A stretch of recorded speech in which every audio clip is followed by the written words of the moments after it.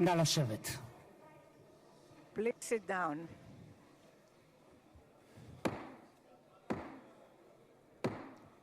חברות וחברי הכנסת, היום יום שני, כ"א בתשרי התשפ"ו, 13 באוקטובר 2025, ואני מתכבד לפתוח את הישיבה המיוחדת של הכנסת לכבוד נשיא ארצות הברית של אמריקה, מר דונלד ג'יי טראמפ. Of the United States, Mr. Donald J. Trump.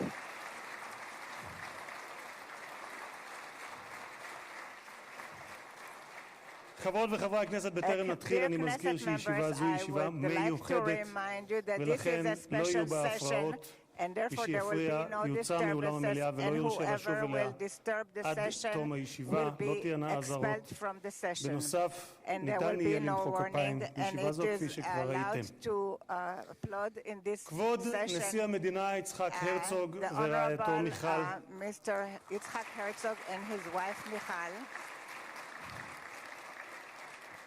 כבוד ראש הממשלה בנימין נתניהו ורעייתו שרה, Benjamin Netanyahu and his spouse Sarah,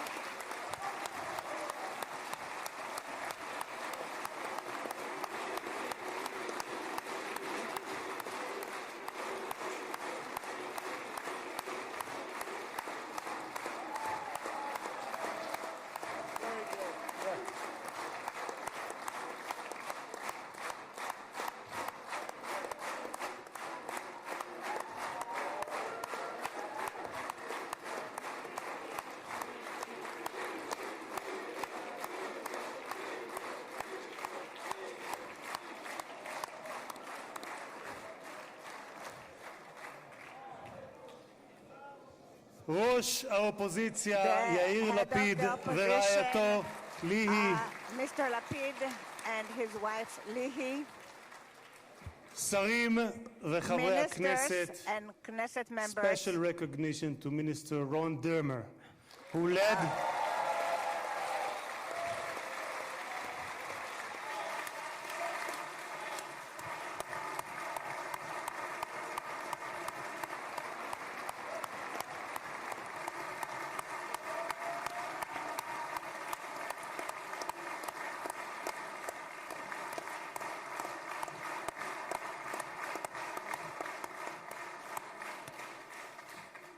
special recognition to Minister Ron Dermer, who led the negotiation team on behalf of Israel.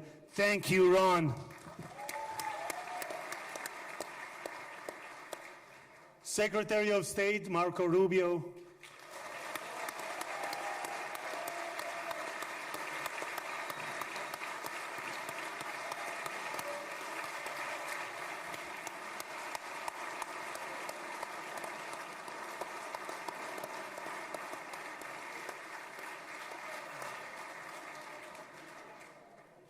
Secretary of War Pete Hegseth,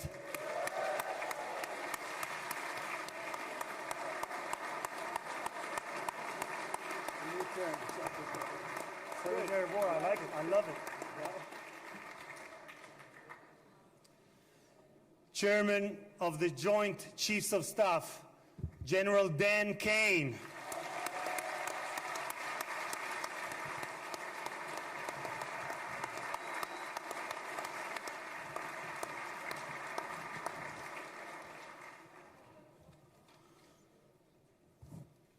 two key players, President Trump's special envoy Steve Witkoff, who is here with his partner Lauren,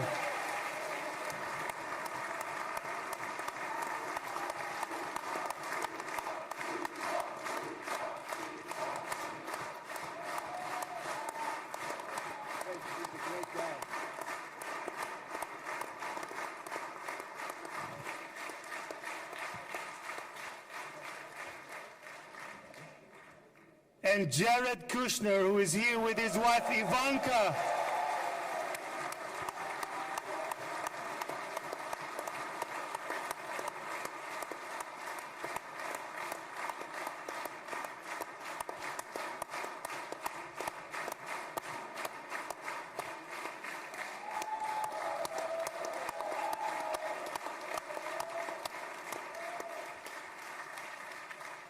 And thank you guys for everything that you have done to bring about this day.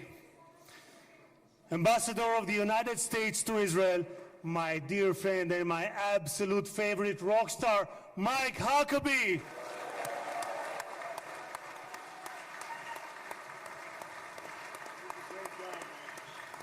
we have Janet? I don't see Janet. No, Janet's not in. Janet's not here. She's at home. Okay. שגריר ישראל בארצות הברית, יחיאל לייטר.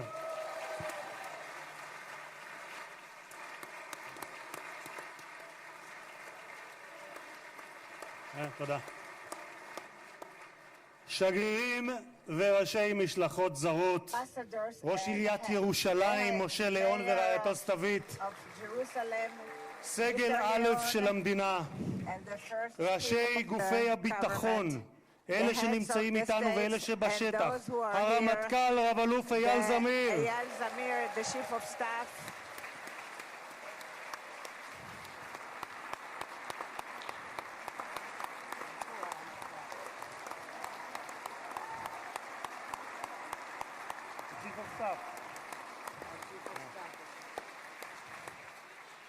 המפכ"ל רב ניצב דניאל לוי, the head of the police, Daniel Levy,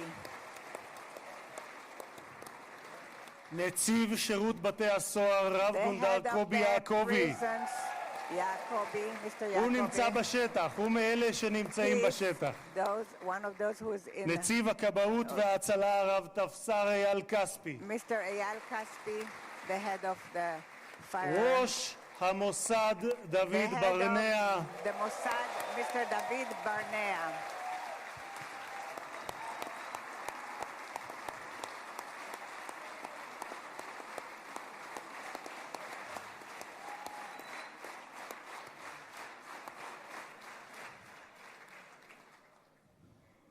ראש שירות הביטחון הכללי, האלוף במילואים דוד זיני, בהצלחה. General Zini, the head of the General Security.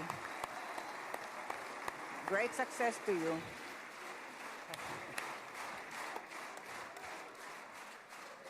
ראש מנהלת החטופים גל The head, הירש, Mr. Gal Hirsch, the head of the headquarters for the abductees.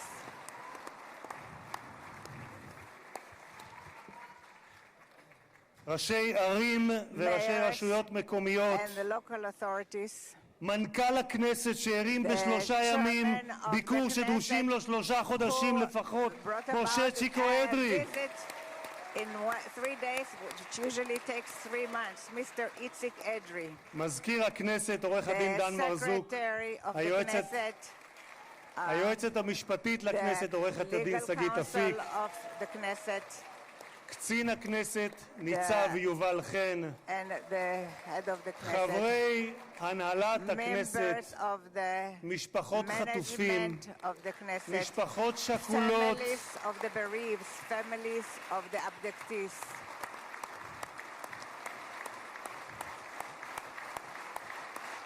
These are the hostage families. And the bereaved families also.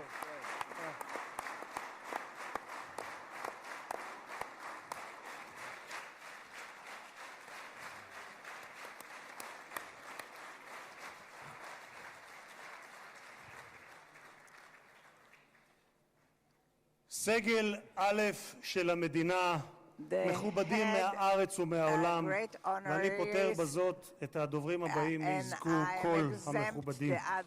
קהל יקר, אזרחי ישראל, יש לי הכבוד המיוחד לברך יחד איתכם את החבר הטוב ביותר שהיה אי פעם למדינת ישראל בבית הלבן. ברוך הבא לישראל, ברוך הבא לירושלים, ברוך הבא לכנסת, הנשיא דונלד ג'יי טראמפ. President Donald J. Trump.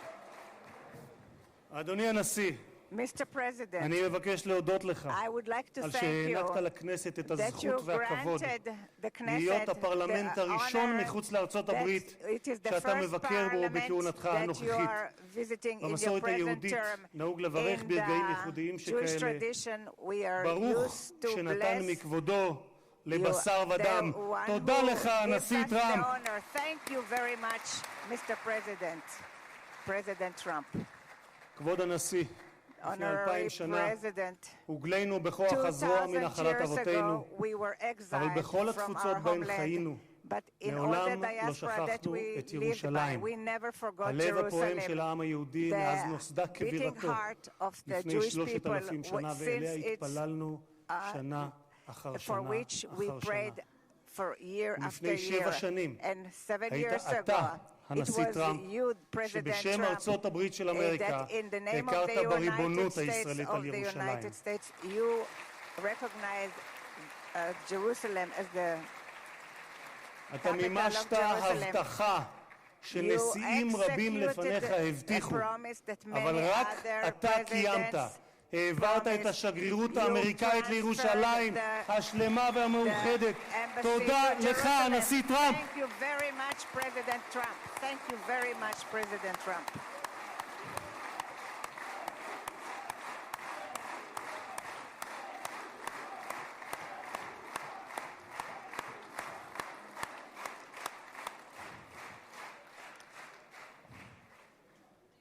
משחר הקמתה In the נאלצה dawn מדינת of its ישראל להילחם, establishment, אך תמיד הושיטה את Israel ידה was לשלום. forced to לפני fight, 5 but שנים it always extended הובלת its יחד hand עם to ראש peace. הממשלה נתניהו 7 years את ago, הסכמי you אברהם. led the Abraham זכיתי, Accords, כן, מגיע. and I had the privilege זכיתי לכהן בממשלה to שחתמה serve עליהם. in this ולימים הם היו government בעלי that משמעות signed רבה it, עבורי גם ברמה האישית. and it was very משום שלפני meaningful for me 2.5 because 2.5 זכיתי להיות years יושב ראש ago, הכנסת I הראשון was the first המקבל הזמנה head of the רשמית Knesset לבקר that בפרלמנט של was מדינה ערבית, invited וזו הייתה to המדינה speak שבה in a שני הוריי parliament שנמצאים of כאן איתנו נולדו וגדלו, Arab country, מרוקו. and it was in the קירבת- country of Morocco, קירבת where my parents בין came ישראל from. לבין You- 4 מדינות You ערביות made it the בהסכם relationship שבבסיסו closer in שלום accord תמורת that it's שלום. תודה לך, הנשיא for טראמפ. peace. Thank you very much, President Trump.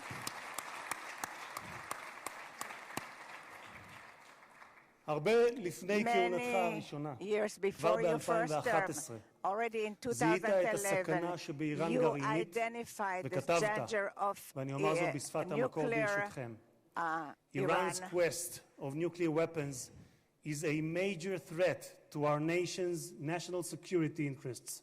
We can't allow Iran to go nuclear.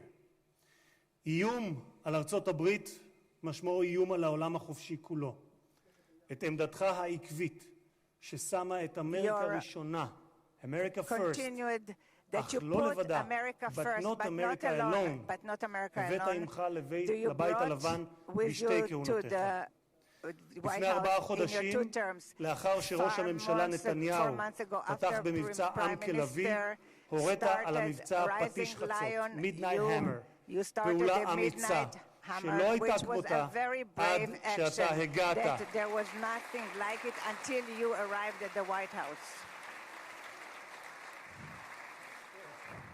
בכך, In אדוני that, הנשיא, Mr. מנעתם President, you שואה prevented גרעינית שאיראן ביקשה להמיט nuclear עלינו holocaust ועל that העולם, Iran wanted to bring מדינה about to the שבפרלמנט world. שלה A country נבחרי in its הציבור זועקים parliament, its מוות elected לאמריקה, officials מוות לישראל. cry death to America והיום and death to אנו יכולים Israel. לומר And today we can למשטר say האייתולות to באיראן, the Ayatollahs לא יהיה rule in נשק גרעיני. the תודה Iran לך, will הנשיא not טראמפ. have nuclear power.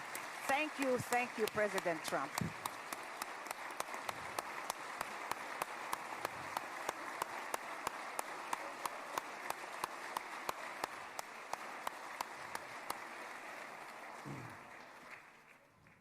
כבוד הנשיא, היום העם Mr. היהודי מציין את President, סיום חג today הסוכות, the ומחר Jewish נציין את people שמחת are תורה. ending the holiday of בשמחת תורה Sukkot, לפני and שנתיים tomorrow לא it will be שמחנו. Simchat Torah, and היה זה היום 2 הקשה years ago in ביותר Simchat שחוותה Torah, מדינת ישראל it was the משחר most הקמתה difficult day for the והעם state of היהודי Israel מאז since its השואה. establishment and for the Jewish people עשרות פעמים since the הגעתי יחד עם Holocaust. מנהיגים זרים Many למקום times I הטבח. came with עם many רבים מהם ישבתי visitors לצפות to the בתיעוד area of the המצולם של slaughter, הזוועות שאני יודע and שגם I אתה saw the ראית. horrors. שבועות ספורים And לאחר ה-7 few באוקטובר weeks after the ליוויתי את 7th of ג'רד October, I ואיוונקה accompanied שהגיעו לכאן Jared and Ivanka לאזורים that who הקשים came to those ביותר. difficult areas. ראינו את מה We שקיווינו, saw what היינו קיבוץ we כפר were in עזה Kfar ברעים, Aza, וראינו את מה and we שקיווינו saw שלא what יחזור עוד we בתולדות hope that we האנושות. will never see מראות again, של פוגרומים, horrible ילדים, sites of נשים, pogroms, קשישים, גברים, children, men and שלווים women, שהיו and the elderly. ואינם עוד. They are no longer השטן there. לא רק The רצח, Satan not טבח, only אנס murdered ושרף and raped רבים מאחינו ואחיותינו, and many of our הוא גם brothers and חטף אותם, sisters, he מתים also וחיים.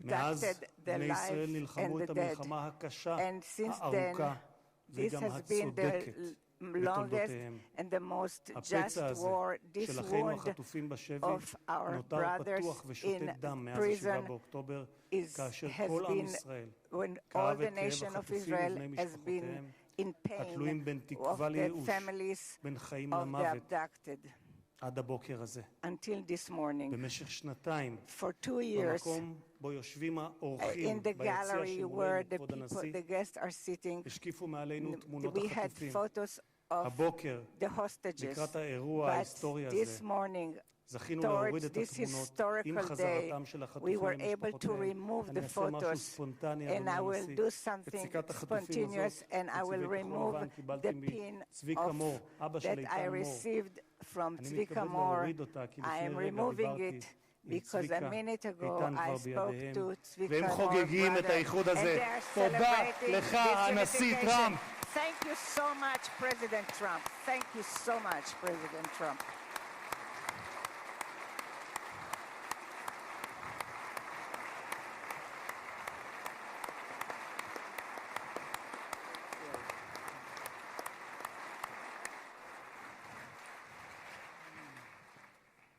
Mr. President, you stand before the people of Israel not as another American president, but as a giant of Jewish history, one for whom we must look back 2.5 millennia into the mists of time to find a parallel, Cyrus the Great. You, President Donald J. Trump, are a colossus who will be enshrined in the pantheon of history. Thousands of years from now, Mr. President, the Jewish people will remember you. We are a nation that remembers. Far from being a local struggle, what we are witnessing is a global struggle, a global battle between the forces of extremism, radicalism, and fundamentalism, and those of freedom, liberty, and democracy. What the world needs now is not appeasers who feed the crocodile in the hope that they will be eaten last, like the kind we have seen recently at the UN General Assembly. And by the way, President Trump, your team has checked the teleprompter. It is working beautifully. What the world needs now are more leaders who are brave, resolute, strong, and bold. The world needs more Trumps.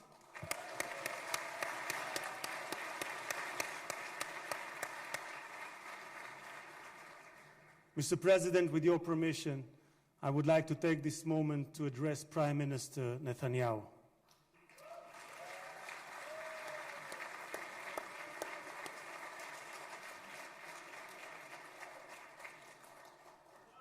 ראש הממשלה, תודה. ראש הממשלה, עמדת בכל שנות כהונתך, אבל בפרט בשנתיים האחרונות, מול לחצים אדירים. סטיב וויטקוף, שליחו המיוחד של הנשיא טראמפ, שלחם יחד איתך בשוחות על החזרת החטופים, אמר עליך, העבודה הקשה באמת הייתה של ראש הממשלה. of the הוא Prime זה שהיה Minister. צריך It לקבל was the החלטות Prime קשות Minister who עד had to כמה להיות take קשוחים מול hard חמאס decisions, ומתי how לגלות much גמישות. we have to be היו רגעים hard towards שחשבתי, Hamas, כך אומר and וויטקוף, when we have שעליכם to להתגמש be יותר. more אבל האמת היא moderate. שכעת, But the במבט truth לאחור, now that אני looking חושב backwards, שלא היינו מגיעים לנקודה הזו we wouldn't אם have ראש reached this הממשלה point נתניהו if לא the היה פועל Prime Minister כפי שפעל. Netanyahu wouldn't have acted the way he acted.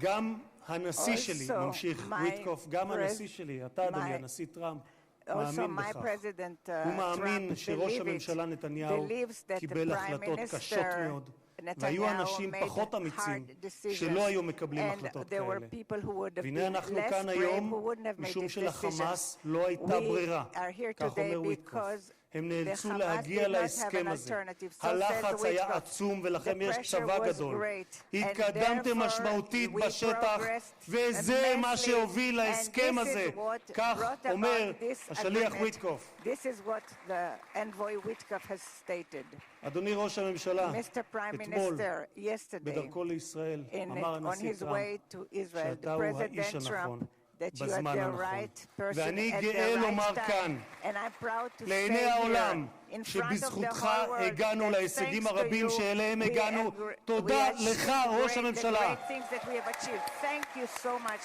Mr. Prime Minister.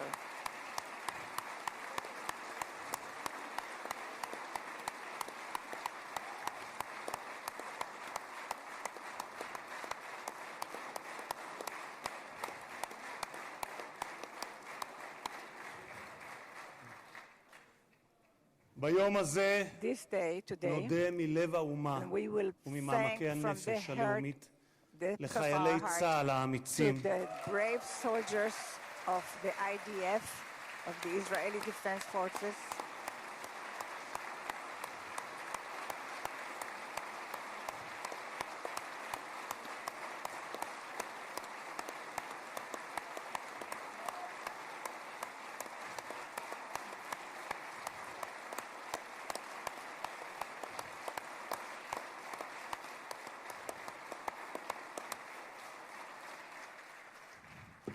נודה לחיילי thank צה"ל to האמיצים the IDF שהסתערו brave קדימה soldiers כאריות who fought וסיכנו את like חייהם lions and כדי endangered their להגן על lives מדינת ישראל. in order to protect רבים the מהם state of נפלו Israel. והקריבו את Many of חייהם them למען המדינה sacrificed their lives שמרכינה את ראשה for בפניהם the ובפני country משפחותיהם that השכולות. bows its head. דמם לא Their נשפך blood לשווא, was not כי בגבורתם ובהקרבתם die in הם vain. הביאו לרגע Because with their הנשגב הזה, heroism, ושמותיהם they brought ייוותרו this state, חקוקים לעד and their בלב names will האומה. be inscribed forever in the hearts of the nation.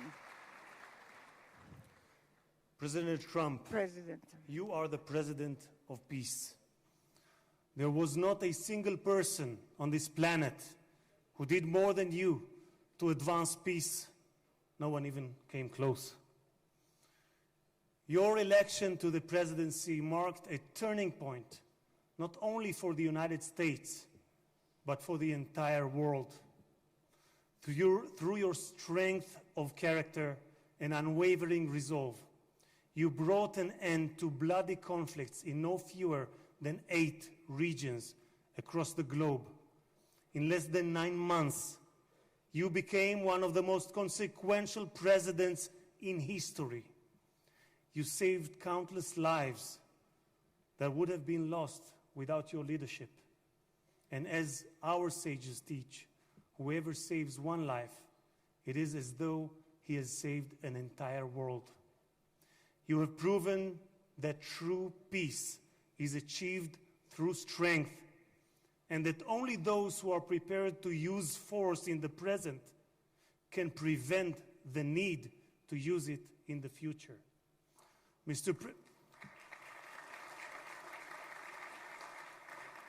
Mr. President, you, more than any other individual, are deserving of the highest recognition for your efforts in promoting peace. Therefore, I hereby announce that together with our good friend, Speaker of the House, Mike Johnson, we will rally speakers and presidents of parliaments from around the world to submit your candidacy for the Nobel Prize, Peace Prize next year. There is no one more deserving than you, President Trump. No one.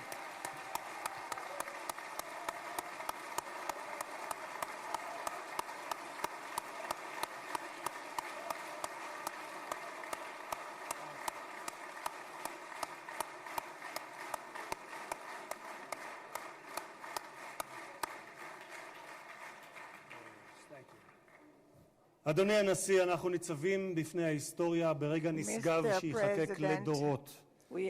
זה יום מאוד מרגש לאזרחי ישראל, יום שכולנו ייחלנו לו. בספר ירמיהו משיב השם לרחל המבכה את בניה.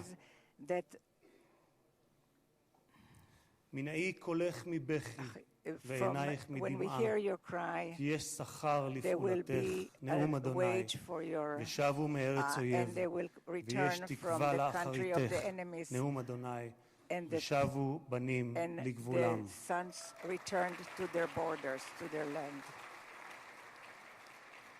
אני מבקש לאחל מכל ליבי החלמה מהירה ושלמה לפצועים ולחטופים השבים. כמה טוב שבאתם הביתה. How happy we are and how good it is that you are back home. הנשיא טראמפ, מי ייתן והעושה שלום במרומיו יברך אותך, נשיא השלום, את ארצך ואזרחיה, את משפחתך וכל היקרים לך, ויעשה שלום עלינו ועליכם. May God bless you, President Trump. May God bless the United States of America. And may God bless the state of Israel. תודה רבה וחג שמח.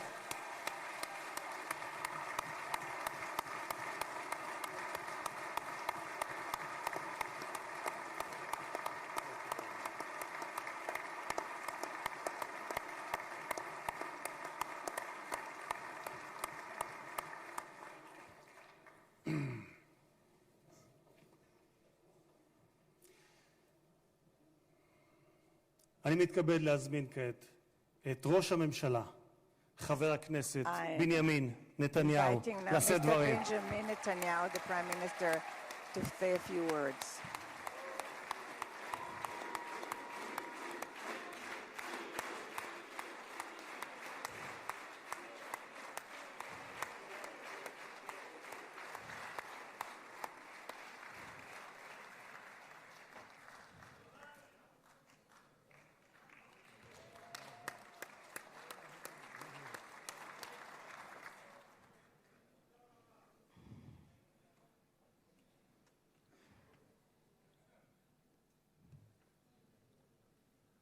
מכובדי הנשיא הרצוג ורעייתו מיכל, President Herzog and his wife Michal, מכובדיי הרבים, and the great honorary guests, ובראשם and headed by ידידנו הגדול, our great friend, נשיא ארצות הברית, the President of the United הנשיא States, דונלד ג'יי טראמפ. Donald J. Trump.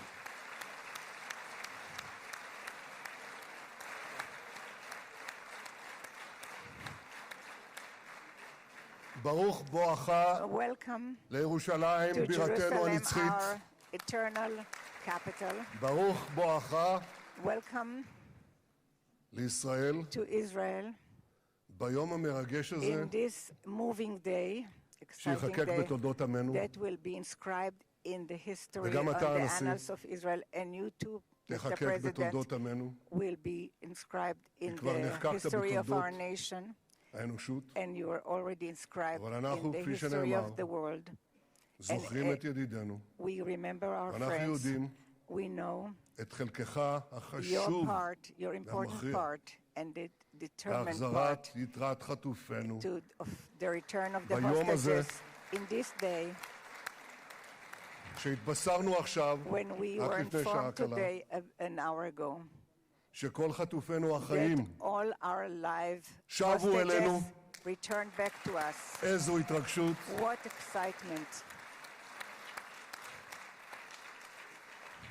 כמה חיכינו לרגע הזה, how long we've waited for ואנחנו this מחויבים moment, להחזיר את כולם. and we have committed ואני to רוצה return להודות לך באופן everyone. אישי, And I want to thank you ובשם האומה personally כולה.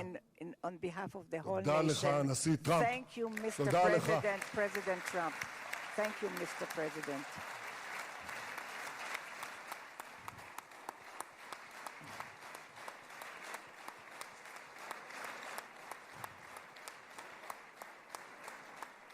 Now, I know that the teleprompters are working well, though I'm not using them.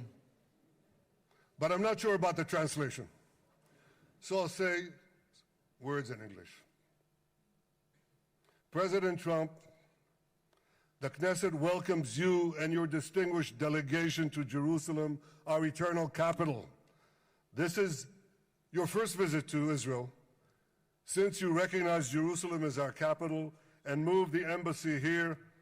Thank you, President Trump, for that.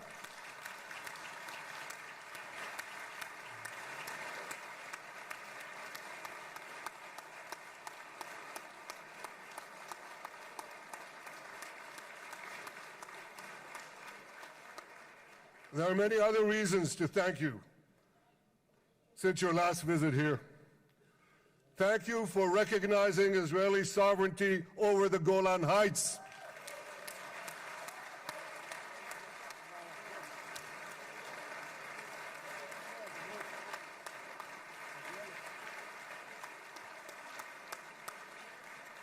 Thank you for standing up to the lies against Israel in the United Nations.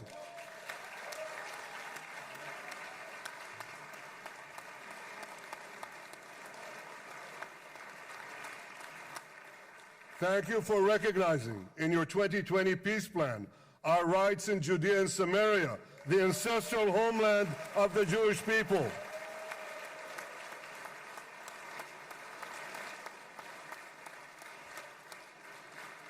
Thank you for brokering the historic Abraham Accords. Abraham, Eskamei Avraham.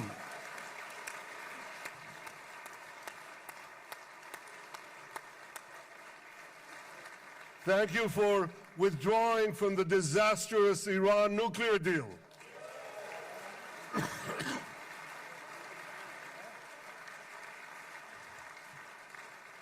Thank you for supporting Operation Rising Lion and for your bold decision to launch Operation Midnight Hammer. Boy, is that, you got to hear this.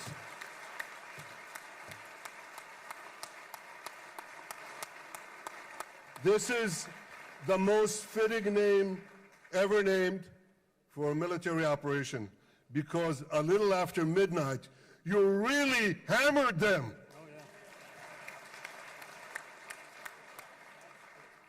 My friends, this is only a partial list, but it's enough to affirm what I've said time and again.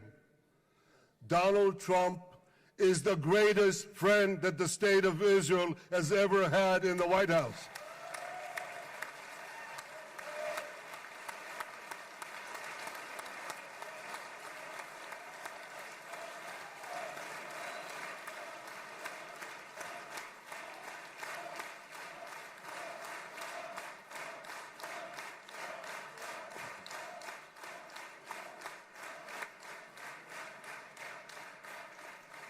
No American president has ever done more for Israel.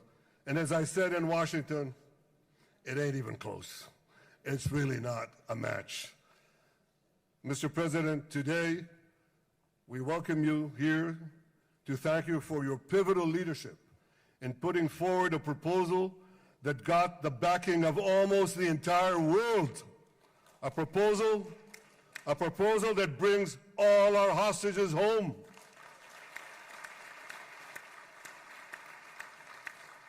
A proposal that ends the war by achieving all our objectives. A proposal that opens the door to an historic expansion of peace in our region and beyond our region. Mr. President, you are committed to this peace. I am committed to this peace. And together, Mr. President, we will achieve this peace. We've done it before. We've done it before in the Abraham Accords, and we'll do it again. Mr. President, today the Jewish calendar marks the end of 2 years of war. That war began on October 7th, on the Jewish festival of Simchat Torah. You always tell me, and you tell the world, remember October 7th. Mr. President, we remember. We remember the thousands of Hamas terrorists who stormed into our towns and kibbutzim. We remember the 1,200 people Hamas savagely slaughtered in cold blood, including dozens and dozens of Americans.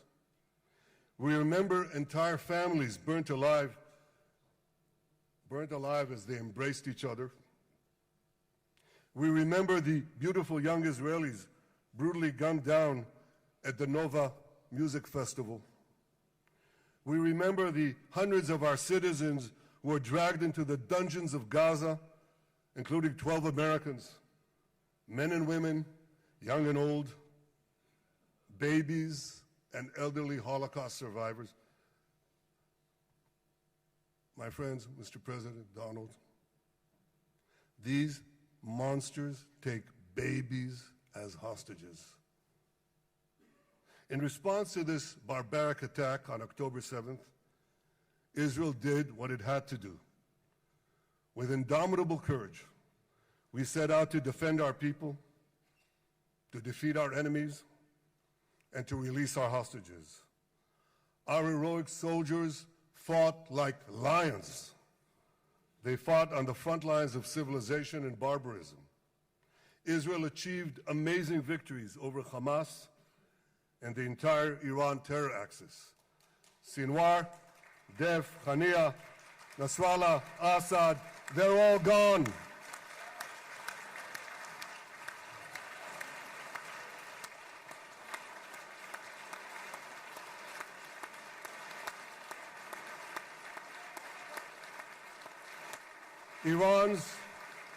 Iran's nuclear weapons and ballistic missile program, with your enormous help, Mr. President, rolled back.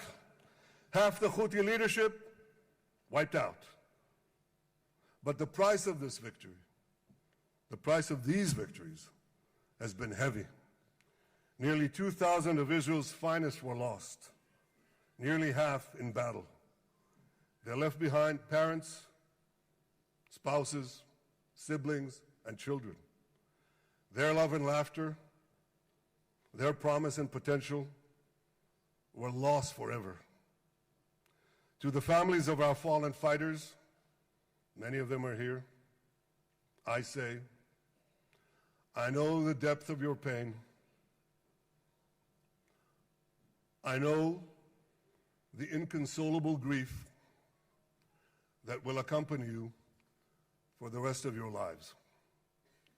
The state of Israel bows its head in eternal gratitude to our fallen heroes.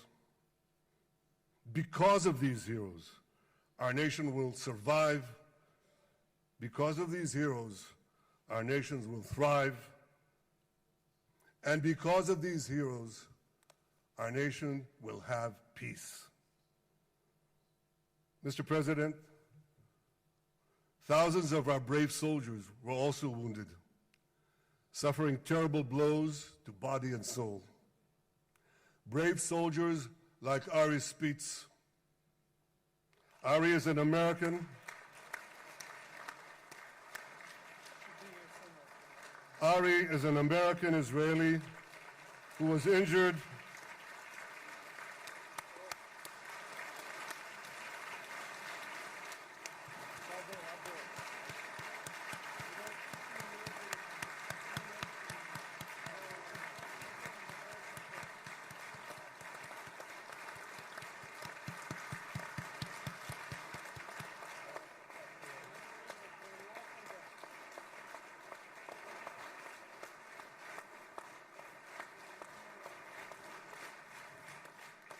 Ari is an American Israeli who was injured in Gaza while searching for Hamas terrorists and weapons. 2 of Ari's comrades were killed in this action, and 10 were injured. Ari was presumed dead, but made a miraculous recovery despite losing 3 limbs. Ari, stand up for a minute alone. Stand up. There you go. There. Ari, you are the spirit of Joshua. You are the spirit of David. You are the spirit of the Maccabees. You are the spirit of Israel. I salute you. We all salute you.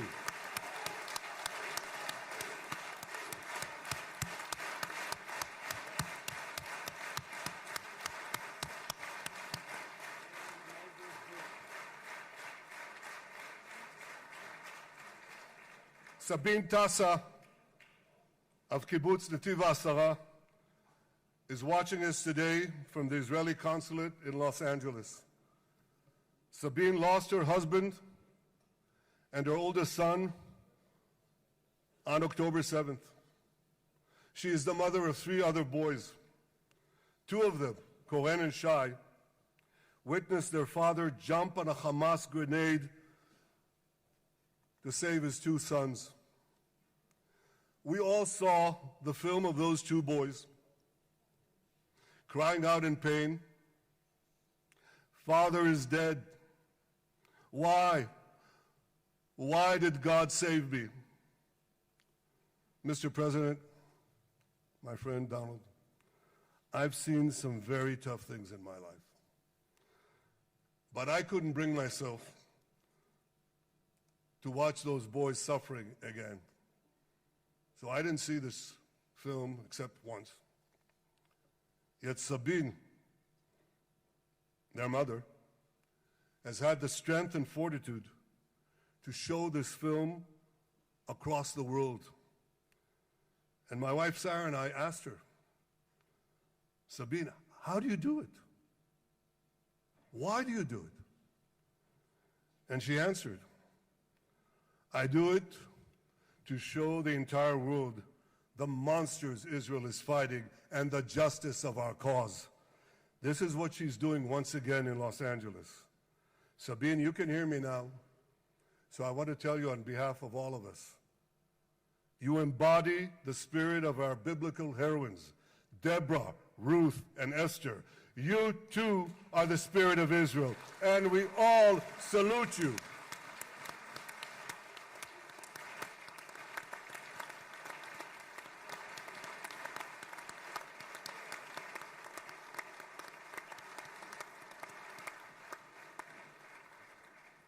Mr. President, you asked me on our many conversations during the 12-day war with Iran, you asked me, how are the people holding up?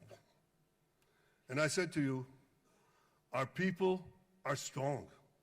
Israelis are a nation of lions with unlimited resolve to defend our country and secure our future.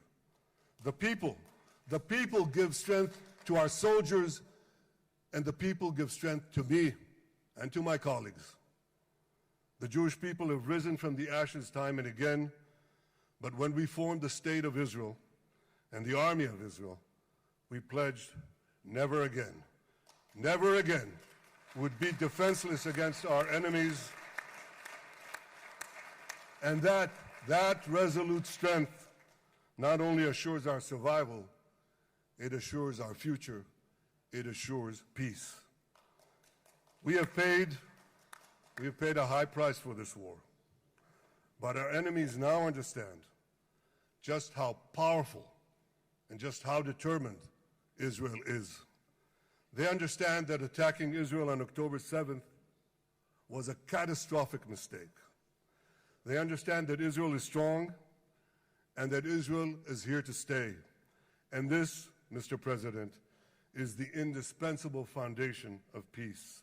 Peace through strength. Ladies and gentlemen, this is a momentous day, a day of great joy as the remaining hostages come home. My wife Sarah and I have met with the hostage families many times.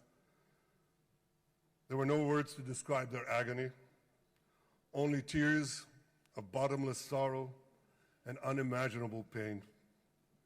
At the beginning of the war, I promised to bring all the hostages home. Today, with the indispensable help, the determined and focused help, the unremitting help of President Trump and his team, and with the incredible sacrifice and courage of the soldiers of Israel, we are fulfilling that promise.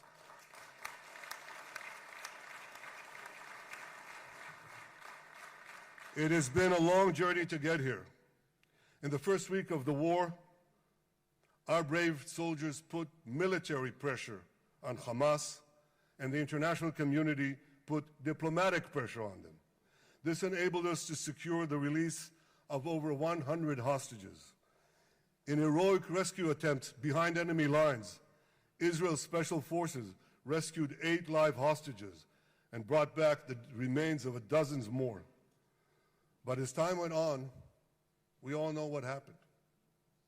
The diplomatic pressure was turned on its head. More and more governments bought into Hamas's false propaganda. More and more governments succumbed to anti-Semitic mobs in their own countries. They just turned on Israel.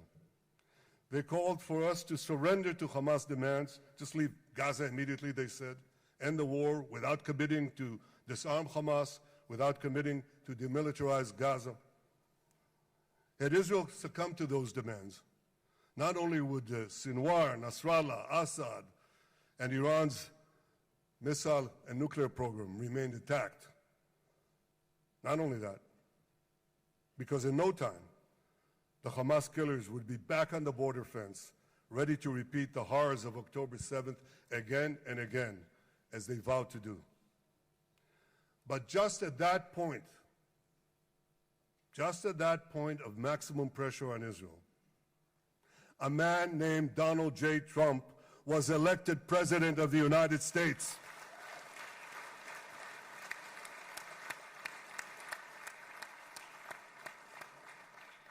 And ladies and gentlemen, overnight, everything changed. Everything. We felt it right here. Mr. President, thanks to your unequivocal backing of Israel, we secured a second hostage deal within weeks of your election. And in the months that followed, we worked closely together to forge a path to bring the remaining hostages home and end the war. End the war in a way that ensures the disarming of Hamas, the demilitarization of Gaza, and that Gaza would never again pose a threat to Israel. 2 months ago, you fully backed my decision to send the IDF into the last Hamas stronghold in Gaza City. You shared my view that this military pressure would help free the hostages. And despite all the criticism, all the naysayers, we were right. Hamas caved in. And 2 weeks ago, you succeeded in doing something miraculous. You succeeded in doing something that no one believed was possible. You brought most of the Arab world, you brought most of the world behind your proposal to free the hostages and end the war. I want to thank Steve Witkoff, Jared Kushner, and Ron Dermer for their great contribution to this effort.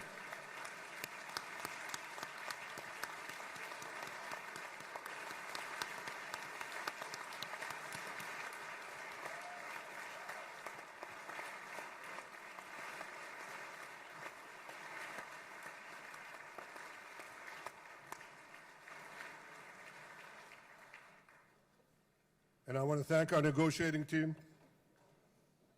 I believe that the close cooperation between the two of us, between our two nations, combining Israel's military pressure and President Trump's unmatched global leadership. I have to tell you, I've seen a lot of American presidents. I've seen them all in the time that I've been here, and I've been here quite a lot of time. I've never seen anyone move the world so quickly so decisively, so resolutely as our friend President Donald J. Trump.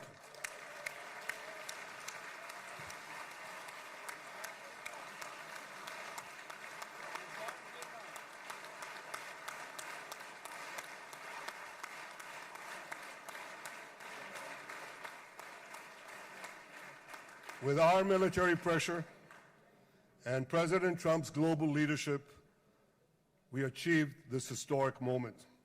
It's a moment of indescribable joy as our nation embraces our sons who are coming home. Mr. President, this week, Jews around the world are going to read the book of Ecclesiastes, Kohelet, in the Bible.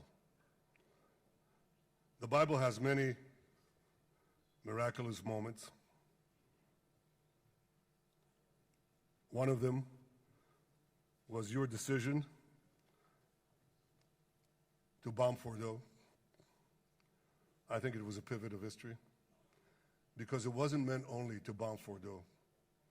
That action and your previous action of taking out Qasem Soleimani, the architect of death, I think that changed the balance of power in the world. You brought America back again to the driver's seat.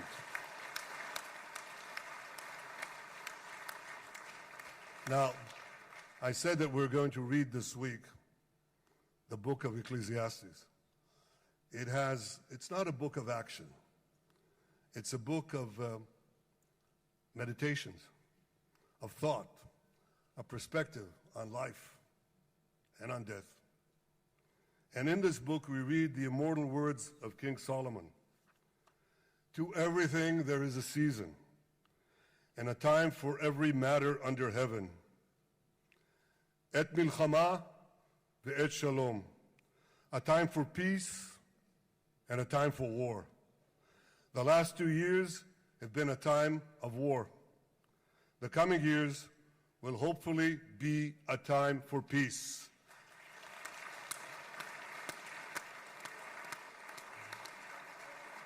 Peace inside Israel and peace outside Israel.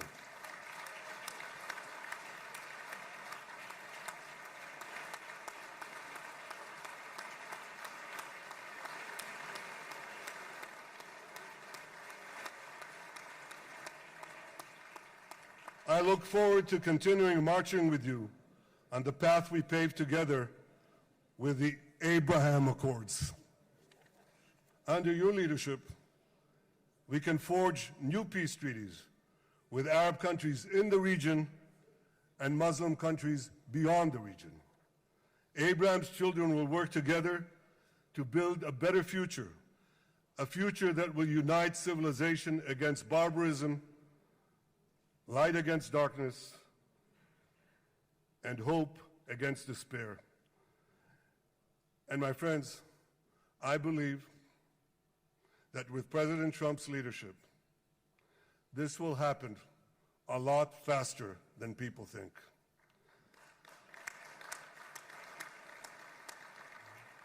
As Prime Minister of Israel, I extend my hand to hold those who seek peace with us. No one wants peace more than the people of Israel. Israel will always remain vigilant in defending itself, and Israel will always remain full of hope. Hope is our national anthem. Hope is our creed. Hope is our strength. It is time, my friends, to realize that hope and expand the circle of peace. Mr. President, thank you for all you have done for us.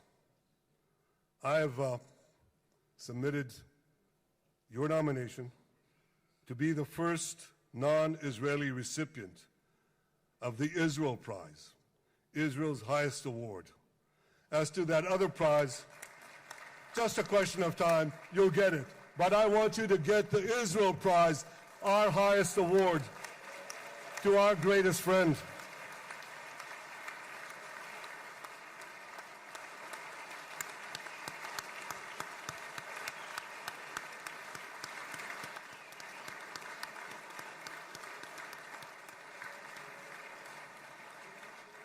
When others were weak, you were strong. When others were fearful, you were bold. When others abandoned us, you stood by our side. On behalf of the government and people of Israel, I thank you for your extraordinary friendship. Thank you for helping bring our hostages home. Thank you for supporting Israel's march to victory. Thank you for paving a path to peace. מכובדי נשיא ארצות הברית, ידידי דונלד, Honorary ברוך הבא President, לישראל, welcome to ברוך Israel. הבא לירושלים, Welcome to Jerusalem. ברוך הבא ביום המרגש הזה, Welcome שהחיינו in this וקיימנו exciting day והגיענו that לזמן brought הזה. us to this day.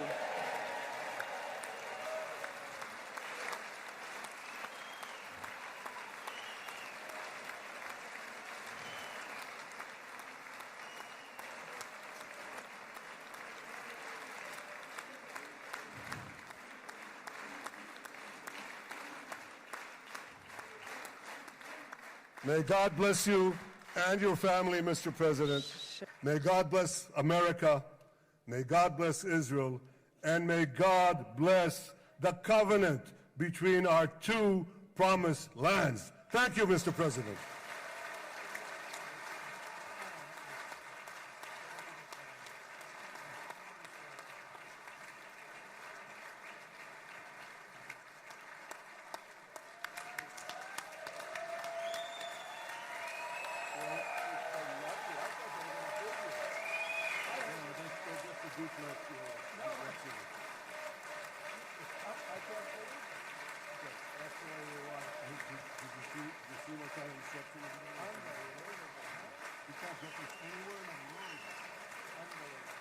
But you'll get it in the morning.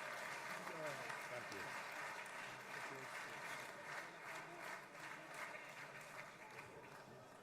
The president. Where?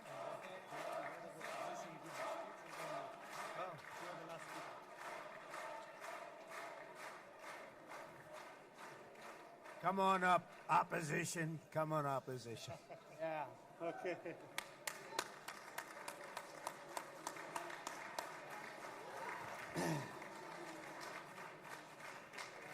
אני מתכבד להזמין כעת את ראש האופוזיציה, חבר הכנסת יאיר לפיד.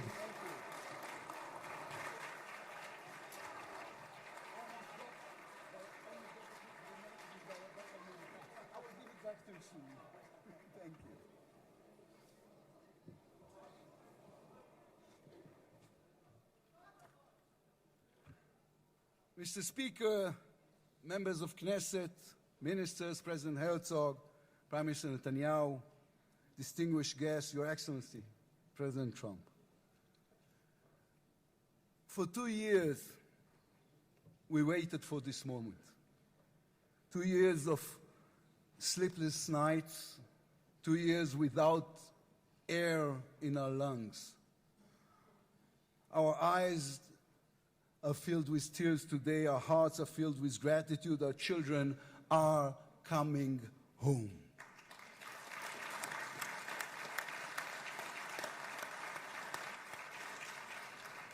In the Babylonian Talmud, a sacred book of the Jewish people, it is written, whoever destroys one life, it is as though he destroyed an entire world, and whoever saves one life, it is though as he has saved an entire world. Mr. President, you have saved the lives of our hostages.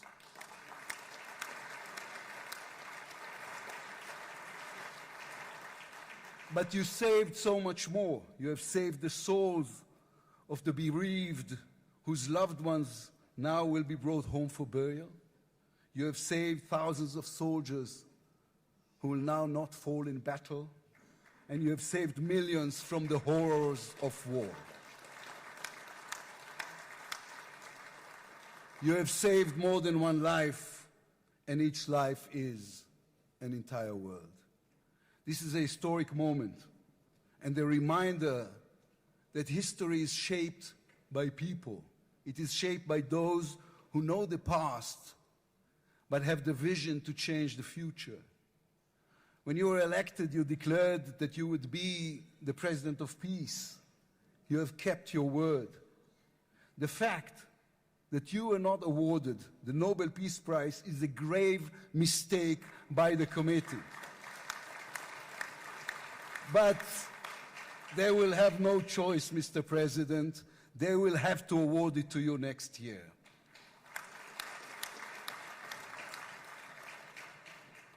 Peace will not come by waiting.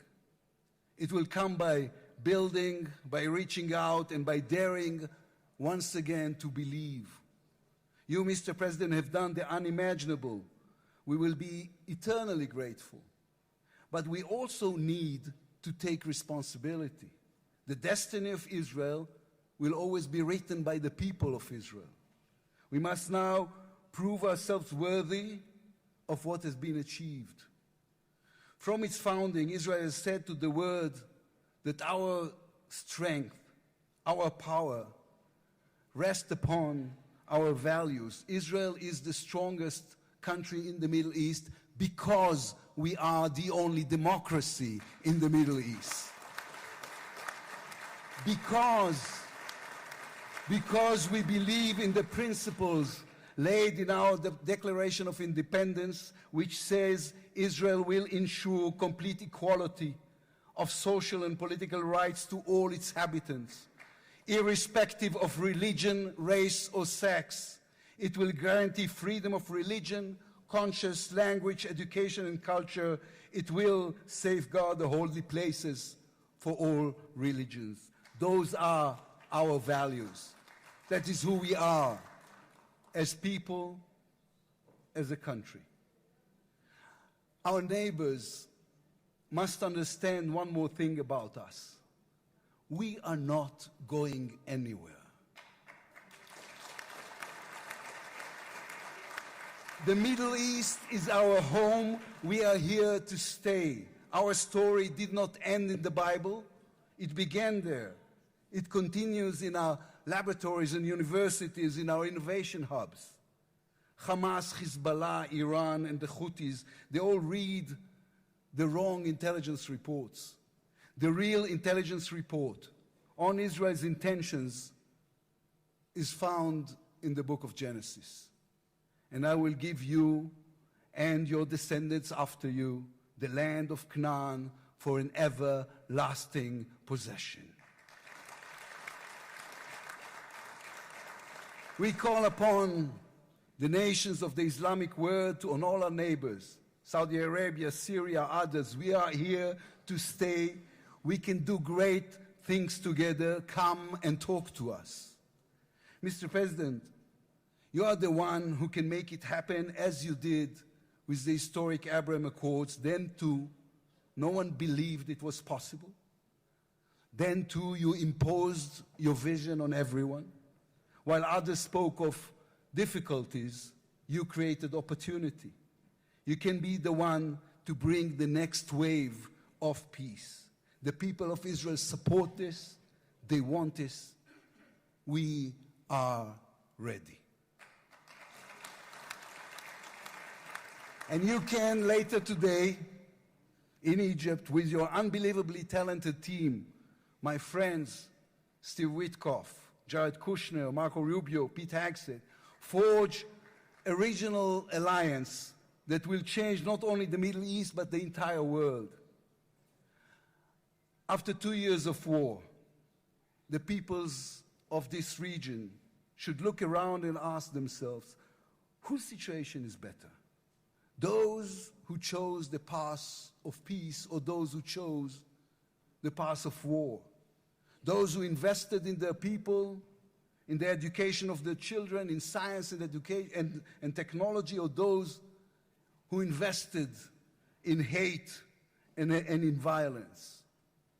From here I say to all those who demonstrated against Israel these past 2 years, on the streets of London and Rome, in Paris and in Columbia University.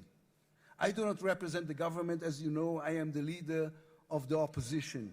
And I tell you, then, you were deceived. You were deceived. Propaganda experts, funded by terror money, manipulated you. Now that the war has stopped, you have time and a chance to go and learn the facts. The truth is, there was no genocide, no intentional starvation.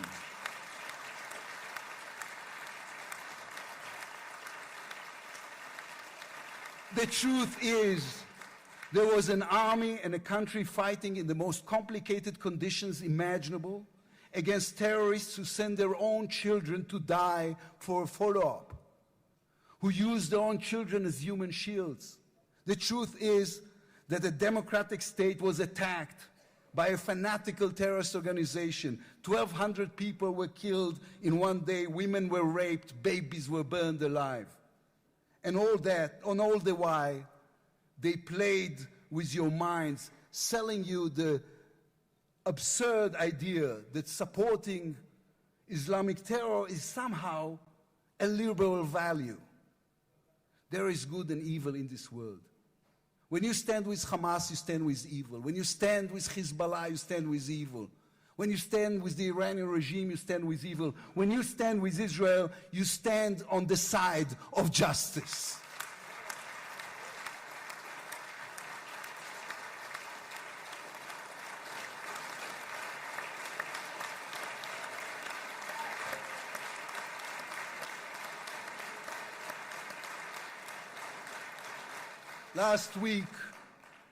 Last week I attended the 7th October memorial ceremony. An inspirational woman called Galit Dan spoke on stage. Galit had a daughter, Noya, a 13-year-old girl who was autistic like my daughter. And Noya was full of light. She loved Harry Potter. On that dark day, Noya was sleeping at her grandmother's, Carmela's house in Kibbutz Nir Oz. Carmela was 80 years old. Their bodies, grandmother and granddaughter, were found embraced. They were murdered together. On stage at the ceremony, Galit said a sentence that moved us all. "We don't want revenge," she said. "We want redemption." Today, the redemption begins. Israel has endured 2 terrible years on the battlefield and in the international arena. But in those 2 years, we also rediscovered our own greatness. We remember how good we can be, our pilots who took control of the skies over Iran, our industries leading the world in technology, our civil society, which reached out to help every victim of the war. We will move forward toward a different future. Our heroic soldiers who saved us all will fold away their uniforms and rise as teachers and engineers, scientists and innovators, investors and small business owners. We will never be able to repay the debt to those who sacrificed everything these past years, to those who, as President Lincoln said, gave the last full measure of devotion. We can only be worthy of them, worthy of their sacrifice. Mr. President, allow me to speak also to the businessman in you, the deal maker who understands value. If there were one stock in the world I would invest in today, it is the State of Israel. If there were one nation that deserves unrestricted access to GPU chips, to AI and SMR technologies, to American markets, it is the State of Israel. Israel's future is intertwined with our eternal alliance, our strategic and moral covenant with our greatest friends, the United States of America. This war is over. We will always need to stay vigilant, to guard against those who seek our destruction. But the State of Israel is about to reinvent itself. The challenges ahead demand not only strength, but a new vision. It's time to take a new path, to be a nation that is advanced and thriving and peace-seeking. We have waited for this moment, for the end of the war, for the return of the hostages, for the chance to rechannel our grief and loss into the energy needed to rebuild our nation. Thanks to you, Mr. President. Thanks to our soldiers, our lions.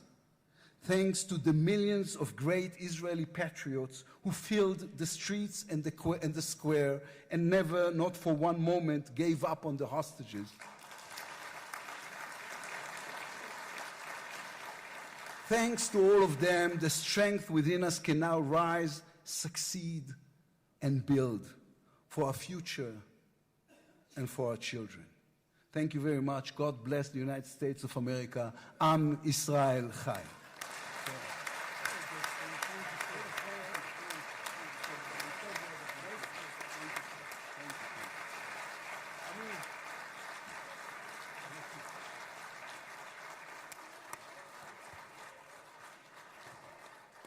אני מודה לראש האופוזיציה. I would like to thank the head of the opposition. Members of the Knesset. It is now my distinct honor to invite the President of the United States of America, His Excellency Donald J. Trump, to address the Knesset.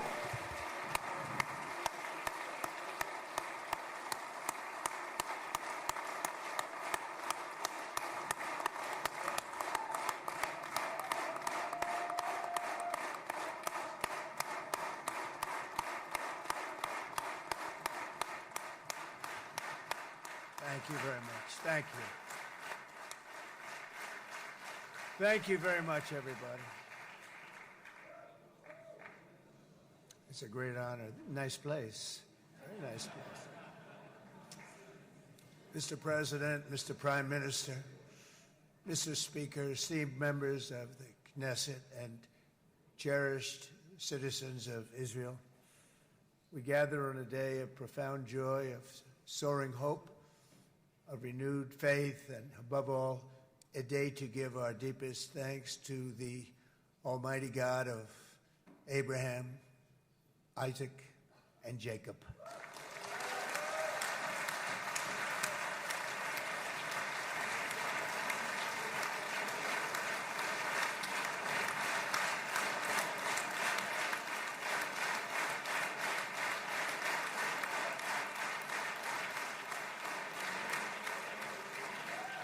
After 2 harrowing years in darkness and captivity, 20 courageous hostages are returning to the glorious embrace of their families, and it is glorious.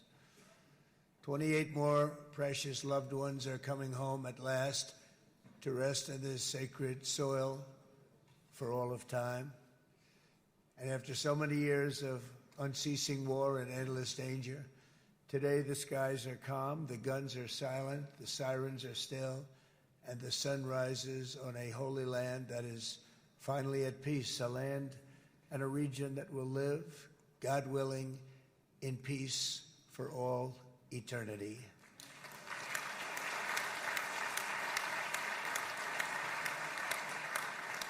This is not only the end of a war, this is the end of an age of terror and death, and the beginning of the age of faith and hope and of God. It's the start of a grand concord and lasting harmony for Israel and all the nations of what will soon be a truly magnificent region. I believe that so strongly. This is the historic dawn of a new Middle East. I want to express my gratitude to a man of exceptional courage and patriotism, whose partnership did so much to make this momentous day possible. You know who I'm talking about. There's only one, Prime Minister Benjamin Netanyahu. Bibi, please stand up.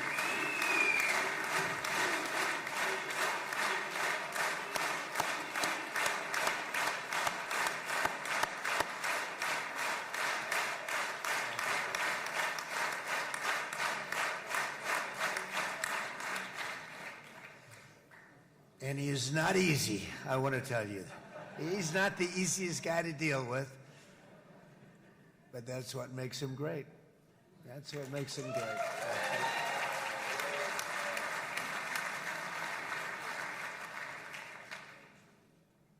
Thank you very much, baby.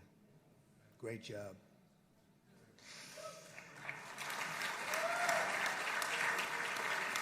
And let me also convey my tremendous appreciation for all of the nations of the Arab and Muslim world that came together to press Hamas to set the hostages free and to send them home. We had a lot of help. We had a lot of help from a lot of people that you wouldn't suspect, and I want to thank them very much for that. It's an incredible triumph for Israel and the world to have all of these nations working together as partners in peace. And it's pretty unusual for you to see that, but it happened in this case. This was a very unusual point in time, a brilliant point in time. Generations from now, this will be remembered as the moment that everything began to change, and change very much for the better. Like the USA right now, it will be the golden age of Israel and the golden age of the Middle East. It's going to work together. I'd like to thank several great American patriots for their invaluable help in getting something done that almost everyone thought was absolutely impossible. We were wasting our time. So many people said, "You're just wasting your time." But we weren't, because we had talented people working with us, and we had people that loved your country, and frankly, people that loved the region. They loved the Middle East. I want to thank my friend Steve Witkoff.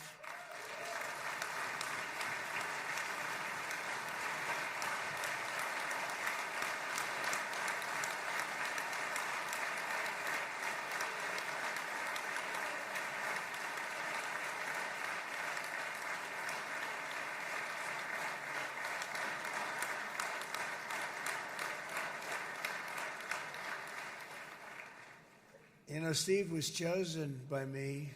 He never did this before, but I knew him as a few things. He was a great businessman, but I know a lot of great businessmen, to be honest with you. He had tremendous negotiating skills, but I know a lot of people that negotiate pretty well, although it is an art. But there are people that can negotiate pretty well. But most importantly with Steve, he's just a great guy. Everybody loved him. Everybody. I mean, I know some negotiators that are so good, but you wouldn't have had peace in the Middle East. It would be in World War III right now with some of these guys. Everybody loves Steve, and they respect him, and they somehow can relate to him. I've known him for many years, and I've seen it over and over again. להוציא את חבר הכנסת עודה, להוציא אותו מהאולם, להוציא אותו מיד, החוצה, החוצה. Please expel this Knesset member. Please expel this Knesset member. להוציא גם את חבר הכנסת כסיף. להוציא את חבר הכנסת כסיף מהאולם. Expel Knesset member Kasif out of the hall. Please expel him immediately.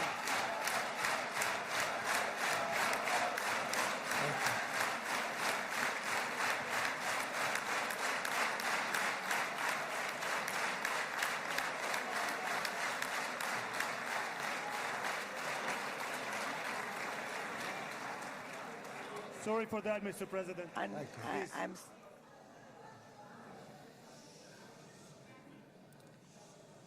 That was very efficient.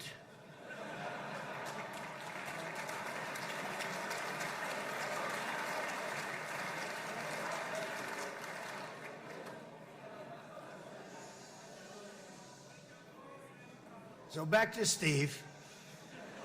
He's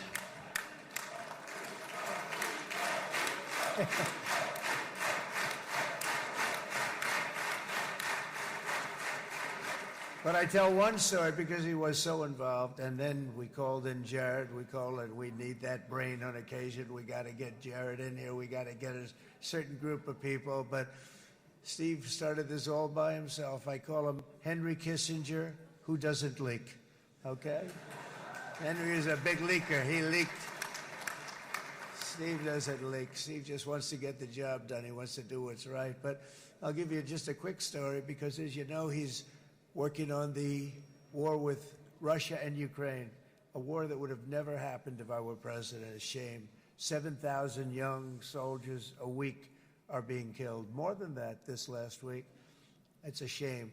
Should have never happened. But it did happen, and we won the race, and I took over this horrible war that's been raging, and I thought it would be easily settled. I thought it was a hell of a lot easier than doing what we just did very successfully with Israel and a lot of other people. But this came first, and we'll get that one. But I set up a meeting for him to meet with President Putin, thinking it would be a 15 or a 20-minute meeting. Steve had no idea about Russia, had no idea about Putin too much, didn't know too much about politics, wasn't that interested. He was really good at real estate, but he had that quality that I was looking for, and I didn't see it around in too many ways. And I set up the meeting with Putin, and I called. I said, is Steve finished yet? That was about a half an hour into the meeting. No, sir, he's not. He's still inside. This is in Moscow. I said, well, how's he doing? I don't know, sir. He's still inside. I called up an hour later. Let me speak to Steve. Sir, he's still with Putin. He's with President Putin. I said, wow, that's a long meeting, 1 hour. I called up an hour later. He was still with Putin. 3 hours later, he was still with Putin. 4 hours later, he started to get the word that he was going to be coming out soon. And in 5 hours, he came out. I said, what the hell were you talking about for 5 hours? And he says, just a lot of interesting things. We're talking about a lot of interesting things, including what he went in there for, but you can't talk about it for 5. You can talk about it for a certain period of time, and you know what you're getting. But that's a talent. That's a talent where you can do that. Most people I'd send in, number one, they wouldn't be accepted. Number two, if they were, the meeting would last 5 minutes. And that's what happens with Steve. Everybody loves him. They love him on this side. They love him on the other side. And he really is. He's a great negotiator because he's a great guy. So thank you very much, Steve. Very much.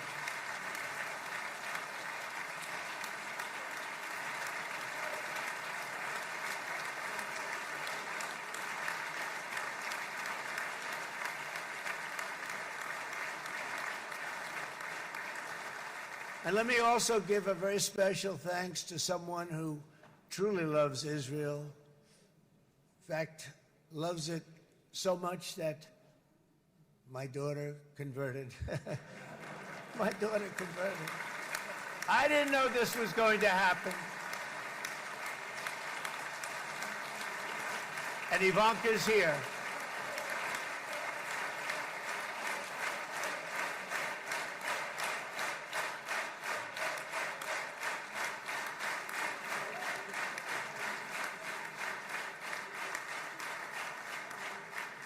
And Bibi, you do know this was not in the cards for me. You understand that. And she is so happy, and they are so happy. At least I think they're happy. If they're not, we have a big story, right? No, they have a great marriage, and they get along great. They're best friends. They have a very special relationship. But Jared has been so helpful. He really did something very special. He established the Abraham Accords with a group of very wonderful people. I like calling it the Avraham Accords because people that, right? Avraham. It's so cool. It's so much sort of nicer, you know, the Abraham versus the Avraham.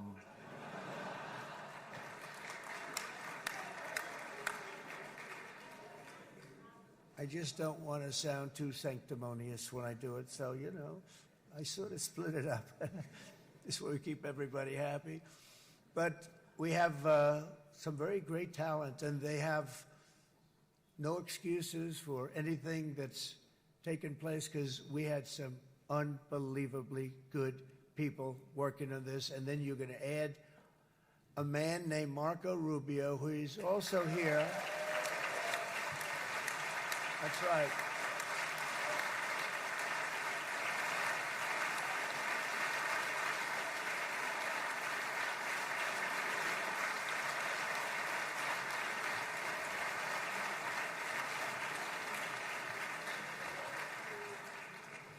And I have a prediction that Marco will go down, I mean this, as the greatest Secretary of State in the history of the United States. I believe that. I believe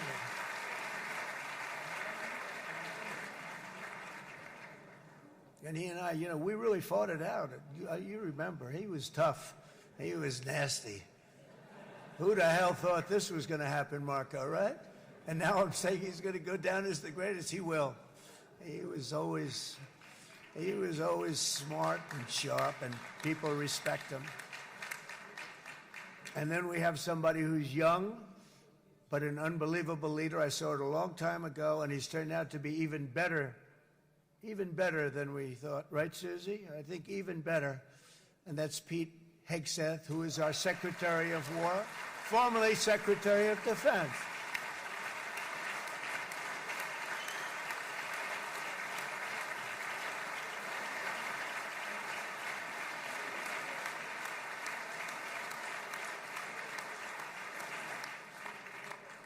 And as you know, we decisively won World War I. We decisively won World War II decisively. And everything in between and everything before it, we won everything. And then they had the brilliant idea of changing the name from war, you know, it was war, to defense. And with that went a certain thinking. And we fought in a very politically correct way after that. We always had the strongest military, and now we have a stronger military than we've ever had before. Because of my first term, I've totally rebuilt the military, every aspect of it. But we have, if you think, we settled 8 wars in 8 months. I'm now including this one, by the way, if that's okay. They may say, well, that was quick. Because yesterday I was saying 7, but now I can say 8. The hostages are back. The hostages are back.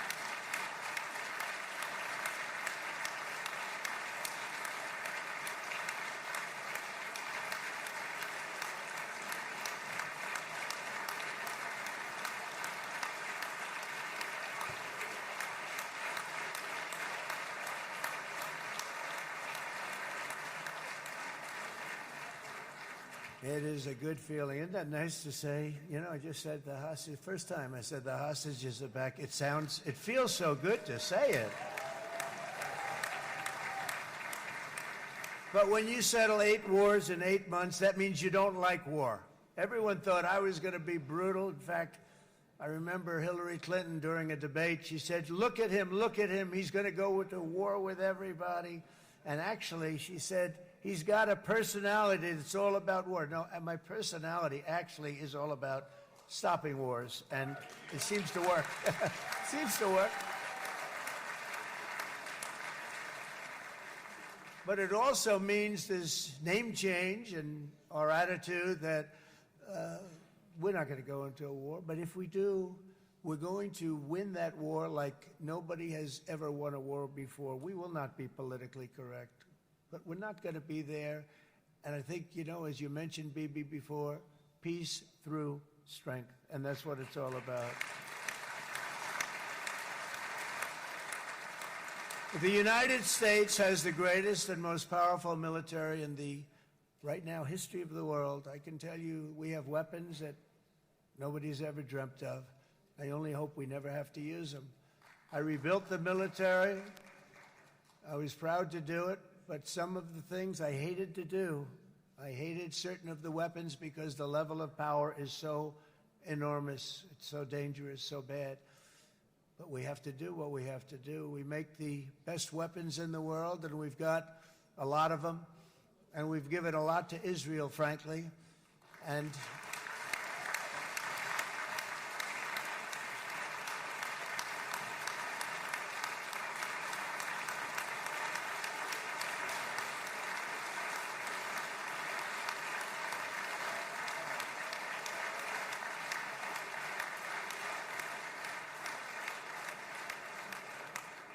I mean, Bibi would call me so many times, can you get me this weapon, that weapon, that weapon? Some of them I never heard of, Bibi, and I made them. But we'd get them here, wouldn't we? And they are the best. They are the best. But you used them well. It also takes people that know how to use them. And you obviously used them very well. but so many that Israel became strong and powerful, which ultimately led to peace. That's what led to peace. So as we celebrate today, let us remember how this nightmare of depravity and death all began. 2 years ago, on the eve of the Simchat Torah holiday, thousands of innocent Israeli civilians were attacked by terrorists, and one of the most evil and heinous desecrations of innocent life the world has ever seen, the worst slaughter of Jews since the Holocaust. The cruelty of October 7th struck to the core of humanity itself. Nobody could believe what they were witnessing. The United States of America grieved alongside you, and we mourned for our own citizens who were so viciously taken that day. And to all the families whose lives were forever changed by the atrocities of that day, and all of the people of Israel, please know that America joins you in those two everlasting vows: never forget and never again.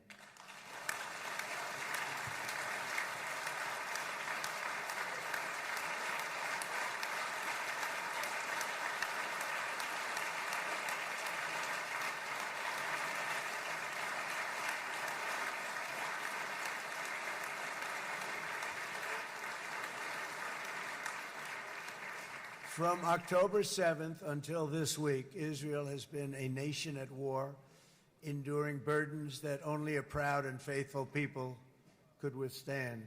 It was a very tough period of time. For so many families across this land, it has been years since you've known a single day of true peace.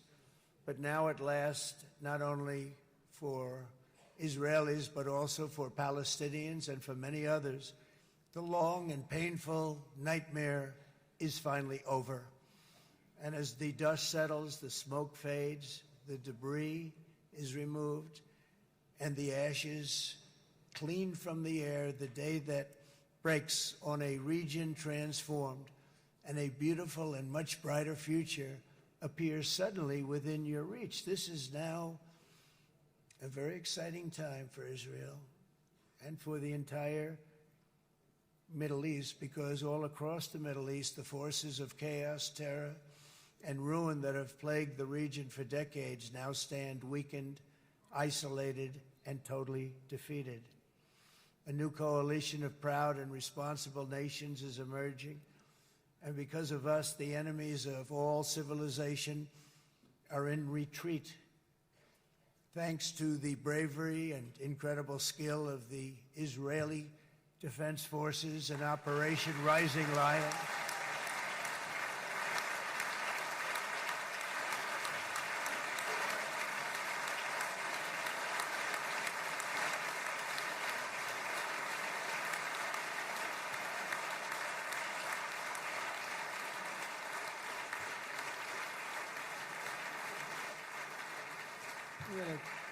That's central casting. Let's put him in a movie. Look at him. Great job. And my people loved working with you. Loved it. They worked so well together. But many of Iran's top terrorists, including nuclear scientists and commanders, have been extinguished from this earth.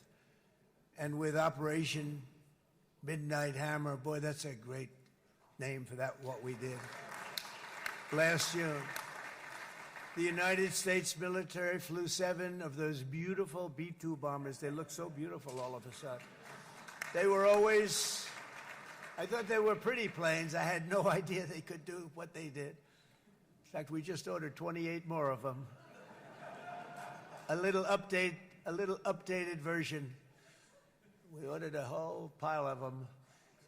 And almost 100 other planes went with them, including fighter jets. And we had 52 tankers, big, beautiful, brand new tankers that were loading them up 4 or 5 times. They've traveled 37 hours back and forth. Think of that.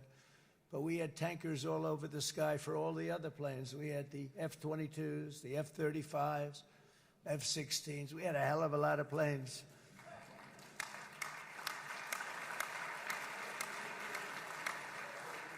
So we had 52 gas stations in the sky. That's what they call them. I'll tell you, I wouldn't want to be flying one of them. We have our great General Raisin Cain right here. General, stand up. This guy, what a general. Thank you.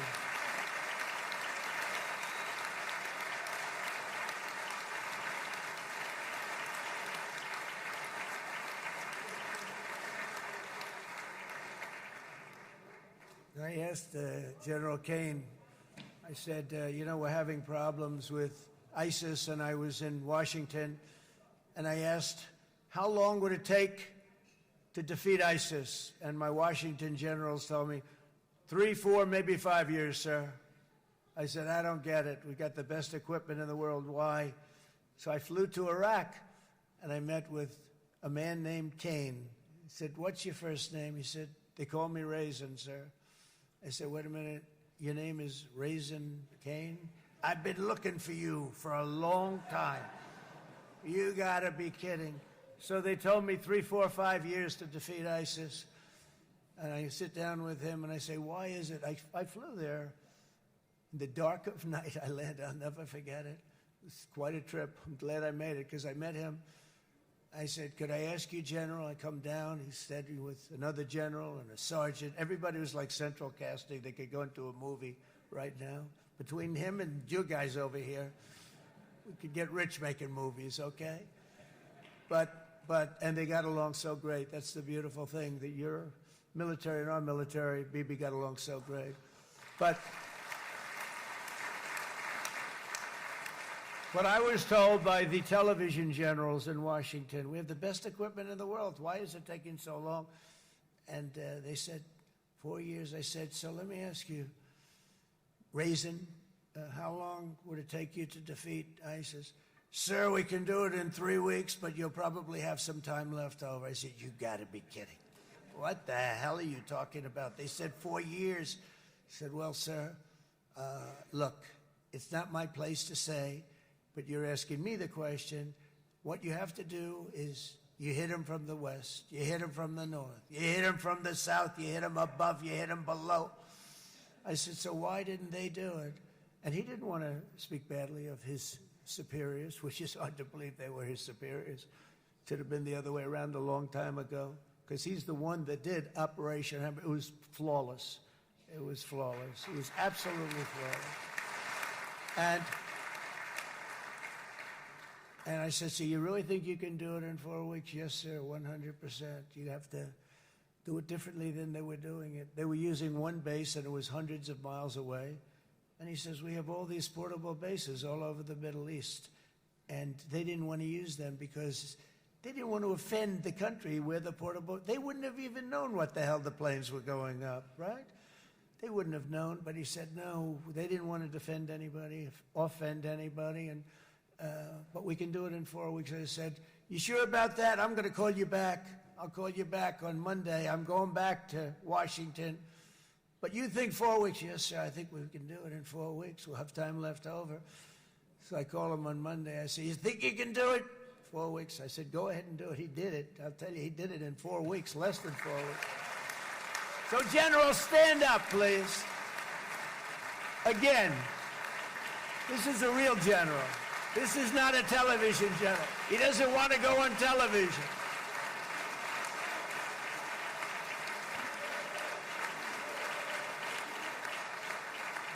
He doesn't want to go on television. I said the other guys love being on television.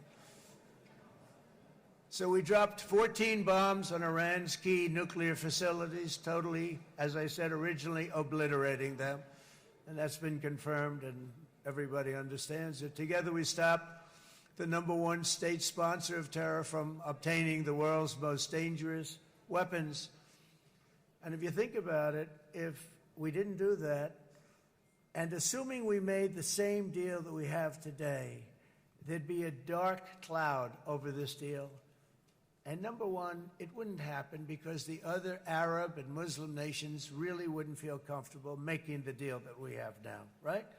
If Iran had that nuclear weapon that they were about 2 months away from having. They would have had it in 2 months or maybe less than that. They were right at, this was our last shot.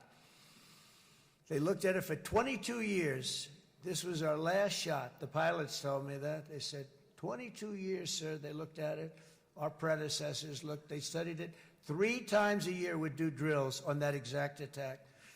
And boy, did they get it right. But let's assume they didn't, and let's assume there was large-scale nuclear weapons in the hands of Iran. We couldn't be here today. Even if we signed the deal, which we couldn't do because a lot of people would not want to have anything to do with it, we took a big cloud off of the Middle East and off of Israel.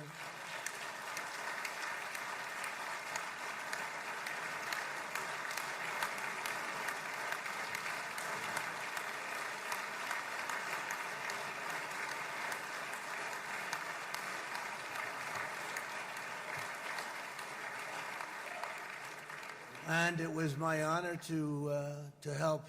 But isn't it true, though, that can you imagine the same, let's assume, Bibi, the same documents, we had everything the same, but you had somebody out there that was, in the opinion of everybody, all-powerful in the Middle East.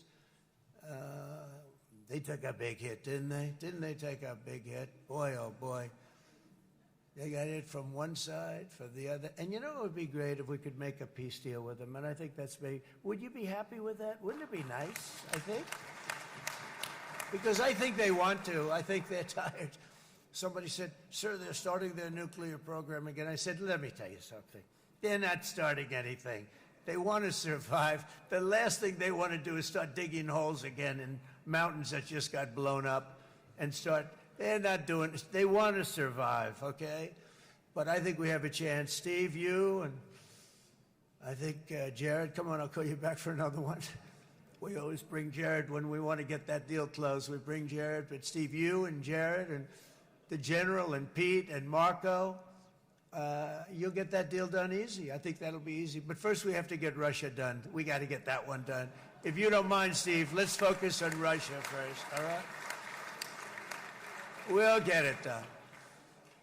In Lebanon, the dagger of Hezbollah, long aimed at Israel's throat, has been totally shattered. My administration is actively supporting the new president of Lebanon in his mission to permanently disarm Hezbollah's terror brigades. He's doing very well. And build a thriving state at peace with its neighbors. And you're very much in favor of that, I know. And it's good things are happening there, really good things. And with this week's ceasefire, we've achieved the most challenging breakthrough of them all. The most challenging breakthrough maybe ever. I mean, I've never seen anything like it. I've been involved in a lot of success. I have never seen anything like what's going on today all over the world. People are dancing in the streets, not just in Israel. They're dancing in the streets of countries that would have never danced in the street about what's happening today. They're dancing in those streets. So this long and difficult war has now ended. You know, some people say 3,000 years, some people say 500 years, whatever it is. It's the granddaddy of them all. And in an unprecedented achievement, virtually the entire region has endorsed the plan that Gaza will be immediately demilitarized, that Hamas will be disarmed, and Israel's security will no longer be threatened in any way, shape, or form.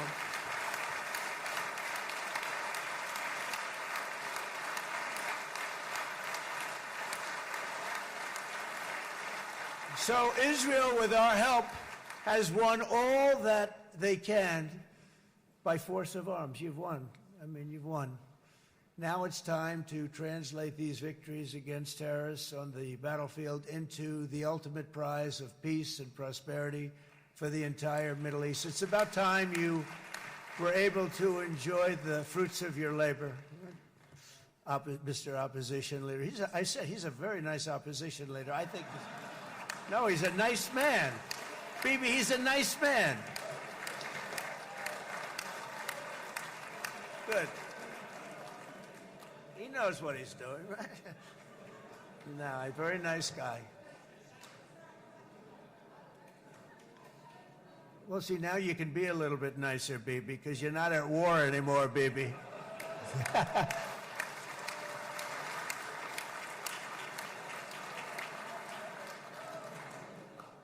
But only by embracing the opportunities of this moment can we achieve our goal of ensuring that the horrors of recent years will never happen again. You don't want to have to go through this again.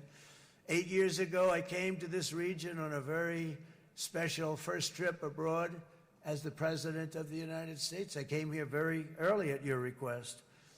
I addressed the leaders of the Arab and Muslim world gathered in Saudi Arabia and said that it was time to build a future free of the grip of extremism and terror. And interestingly, right now, as soon as I'm finished, I'm quite late. You've kept me quite late between opposition leaders and Bibi's brilliant but very long speech. I thought I was going to run up here, make a speech, and then head to Egypt. It didn't work out, though. And you made a pretty long one, too, Sarah.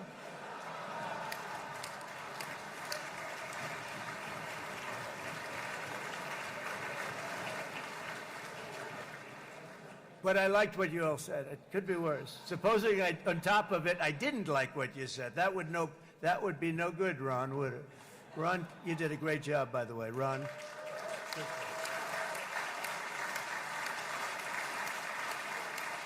Yeah.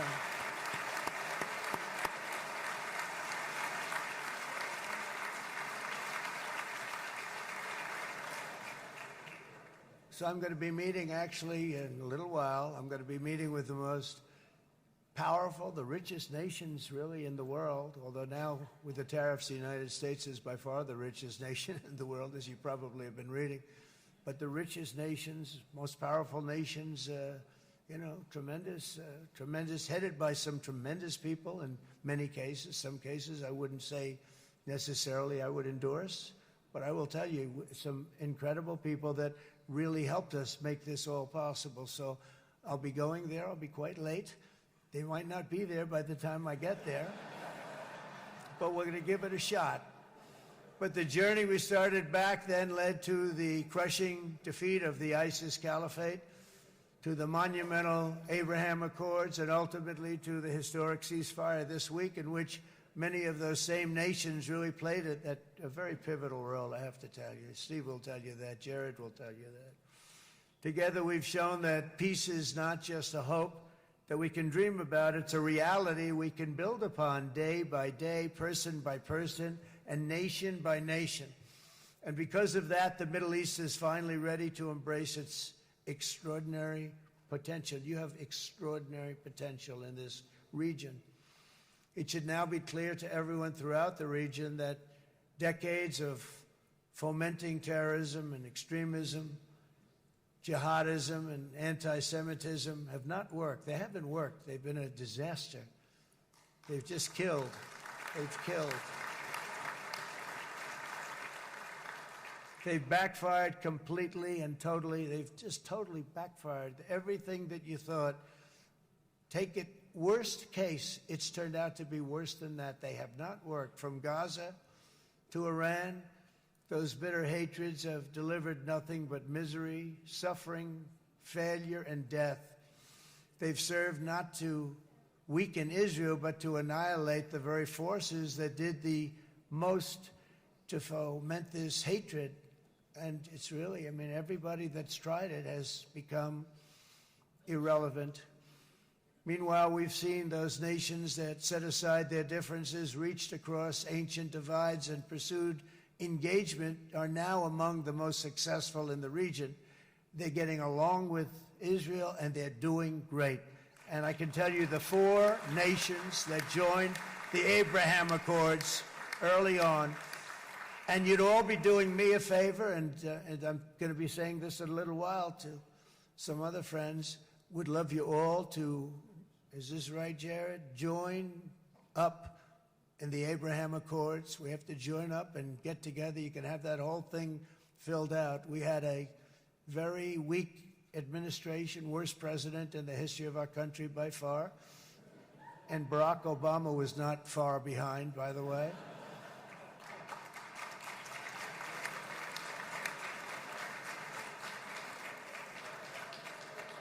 And they did nothing with this incredible document, the Abraham Accords, but now you can fill them up. Now you have peace, you have people that really like Israel. I'll tell you what. And they like Israel a lot more today than they did even 5 weeks ago. You've made a lot of, you've come back. You've come back strong because it was getting to be a little nasty out there in the world. And ultimately, the world wins. You can't beat the world. Or I would say to Bibi, it's now time. And he understood it better than anybody. Because ultimately, you know, the world's a very big place. And I've said a lot. I said, this piece of land is very small. It's unbelievable what you've done with that tiny. You look at a map even of just, not the world, the Middle East, and you have this little dot. And think of what you've done. It's incredible. It's incredible.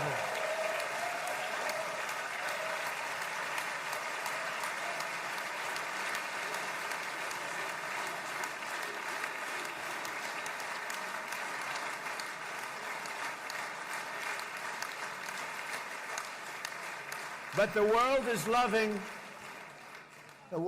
loving Israel again. And I said to Bibi, you know, the world is big and it's strong.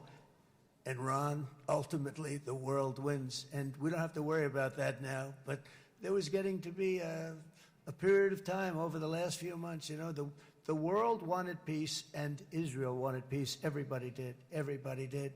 And what a victory it's been, right? What a victory it's been.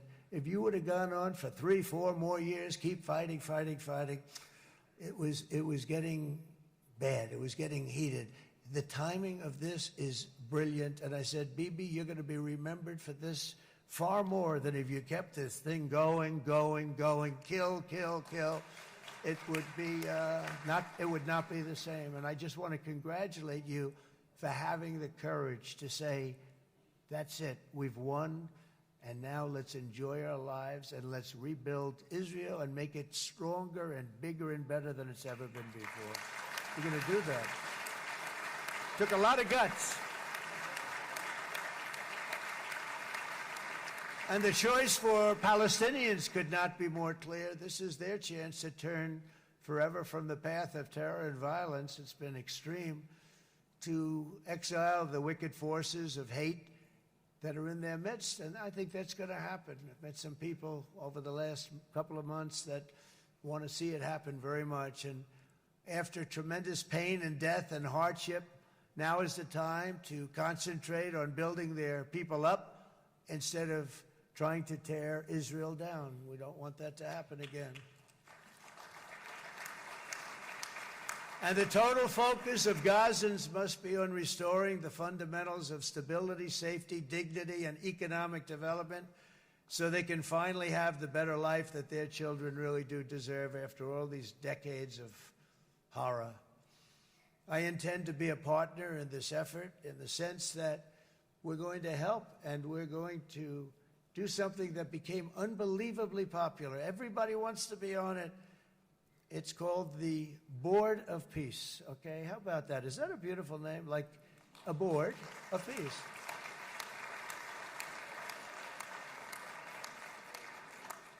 The only bad thing from my standpoint, every single nation involved has asked me to be the chair, and I'll tell you, I'm very busy. I didn't count on that, but you know what? If we do it, we'll do it right, and we have unbelievable power and wealth. Because you're going to need wealth. You're going to need wealth to rebuild things. And they have wealth like few people have wealth. I want to thank the Arab and Muslim nations for their commitment that they've made to support a safe rebuilding of Gaza and beyond. I have many Arab countries, very wealthy countries, that came up and said, we'll put up tremendous amounts of money to get rebuilt, to rebuild Gaza, and I think that's going to happen. The power, they want dignity, they want to come forward, and they want to say, and I want to say who they are, because what they're doing is going to be, I think, something that you're going to be very impressed with, Bibi, and you need that. You need the kind of economic power that they have, and they want to see it work, and they want to see it be safe, and they want to see it be good for Israel, too. And as much money as it will be, and it's a lot, as you can see, it's a lot. For these countries, it's relatively little relative to their worth. It's really a lot of money, like money, like most people could never even conceive, but for these countries, it's not that much, especially because it ensures success and stability in the Middle East, which is what they want to see. So many of them will be with us in Egypt in a little while, I think. I'm not sure. They may be gone. They may have taken their Boeing 747s and left. I said, what kind of a plane do you fly? 747. I said, that's a large plane. No, they may have. Steve, do you think they've left on their their brand new Boeing 747s? Or I don't know. We're going to find out soon. It's going to be a big story. There'll be 2 people left, and they'll be the 2 poorest ones.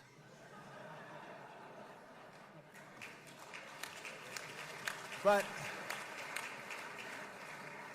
it will be the wealthiest and most powerful group of nations. So the group that we have assembled, that's waiting for us, is the wealthiest and most powerful group ever assembled at one time. There has never been a group like this. And they're only looking for good. They want good. They're going to do good. And as those commitments are made, I'm going to let the world know who's doing it, because they really deserve to get the credit. And some of them probably won't want the credit, but they deserve it.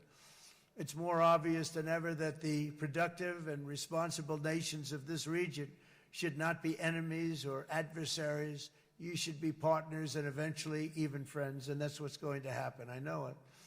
Together you can stand against the forces of chaos. Yeah, you go ahead. That's an important point.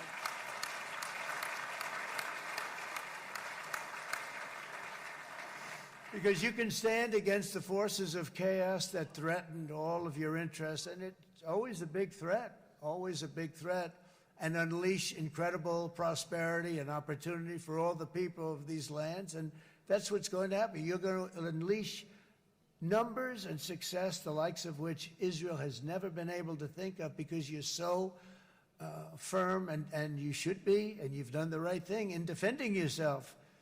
You're not going to have to worry so much about it. You've won, and now you can build, and you can do things that you never even thought possible.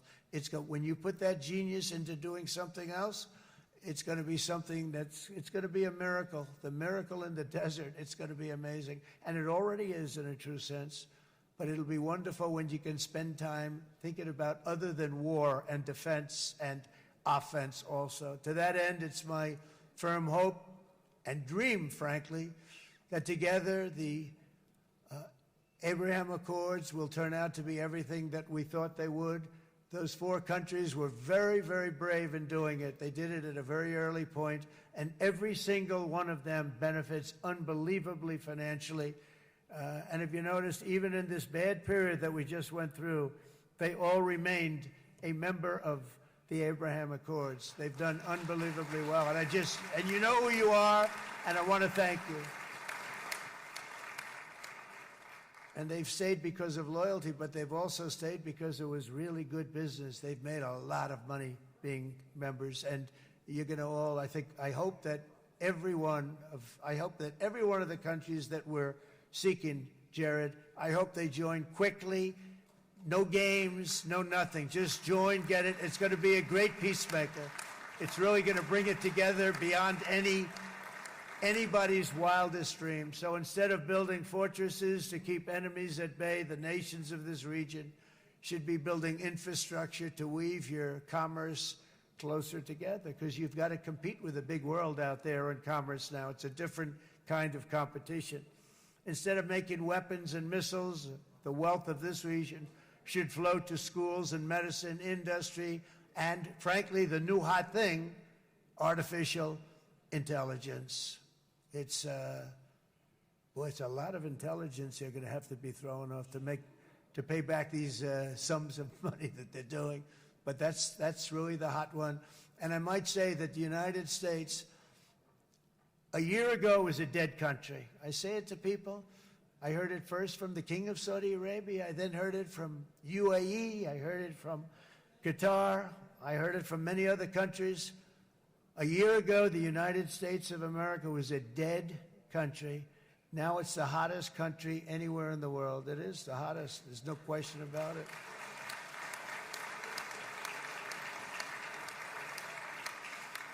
In fact, if you go back a year ago, before the election, although once we had November 5th, we became hot because people got it.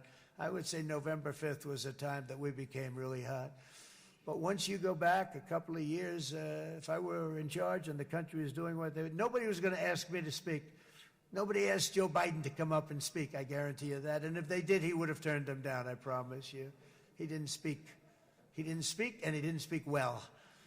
But all of the countries in the Middle East, it could have, what we're doing now, it could have happened a long time ago, but it was strangled and set back almost irretrievably by the administrations of Barack Obama and then Joe Biden. There was a hatred toward Israel. There was an absolute hatred. The setbacks really started when President Obama signed the Iran nuclear deal.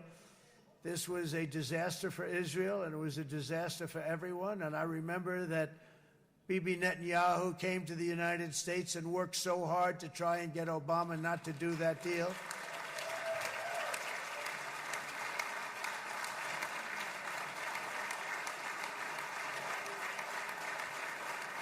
He worked so hard.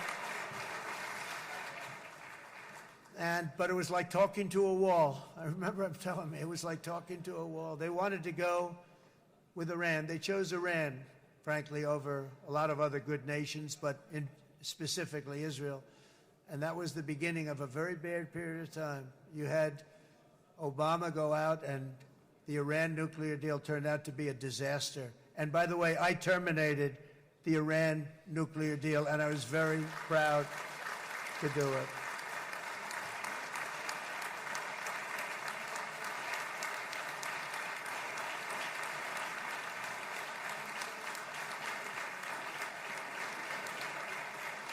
Yet even to Iran, whose regime has inflicted so much death on the Middle East, the hand of friendship and cooperation is open. I'm telling you, they want to make a deal.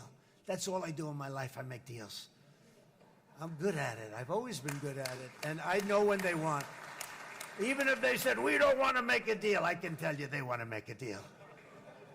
All right, they do. They want to make a deal, and we're going to see if we can do something, because this is crazy what's happening, and we're not going to have this anymore. Neither the United States nor Israel bear the people of Iran any hostility. We merely want to live in peace. We don't want any looming threats over our heads, and we don't want to even think in terms of nuclear destruction. It's not going to happen, never will happen. There's nothing that would do more good for this part of the world than for Iran's leaders to renounce terror, stop threatening their neighbors, quit funding their militant proxies, and finally recognize Israel's right to existence. They have to do that. They have to do that. And to Iran, and as you know, this is not said out of weakness. There's no weakness. But I'm going to say this, that we are ready when you are, and it will be the best decision that Iran has ever made. And it's going to happen. It's going to happen. And they're good people. I know a lot of Iranians in the United States. They're good people, smart, hardworking people. They don't want to see what's happened to their country.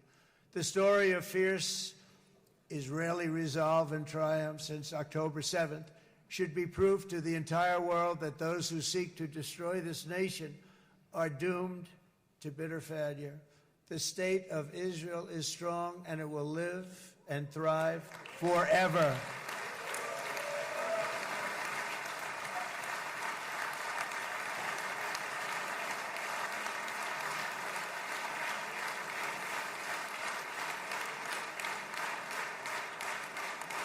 And that is why Israel will always remain a vital ally of the United States of America. Israelis share our values, field one of the world's most powerful militaries. You really do. You have an amazing, what a job you've done. And have one of the most innovative economies on earth. Those are just a few of the reasons why I'm proud to be the best friend that Israel has ever had. And they all say it in the White House. They all say it. I guess it's true because everybody says it, baby. You said it today. Thank you. But as president, I terminated the disastrous Iran nuclear deal, and ultimately I terminated Iran's nuclear program with things called B-2 bombers. It was swift, and it was accurate, and it was a military beauty. I authorized the spending of billions of dollars, which went to Israel's defense, as you know. And after years of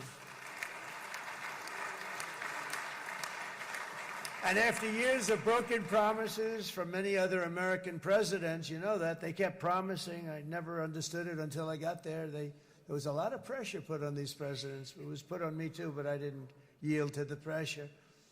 But every president for decades said, we're going to do it. The difference is I kept my promise and officially recognized the capital of Israel and moved the American embassy to Jerusalem.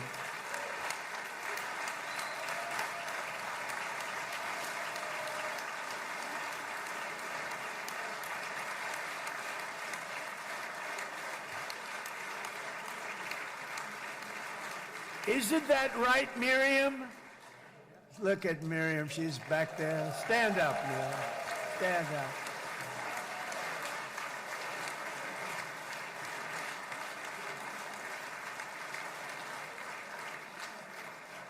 Miriam and Sheldon would come into the office. They'd call me. He'd call me. I think they had more trips to the White House than anybody else I could think of. Look at her sitting there so innocently. She's got $60 billion in the bank, $60 billion. And I think she's saying no more. And she loves Israel, but she loves it, and they would come in, and her husband was a very aggressive man, but I loved him. He was a very aggressive, very supportive of me. And he'd call up, can I come over and see you? I say, Sheldon, I'm the president of the United States. It doesn't work that way. He'd come in and do the do. But they were very responsible for so much, including getting me thinking about Golan Heights, which is probably one of the greatest things to ever happen to Israel.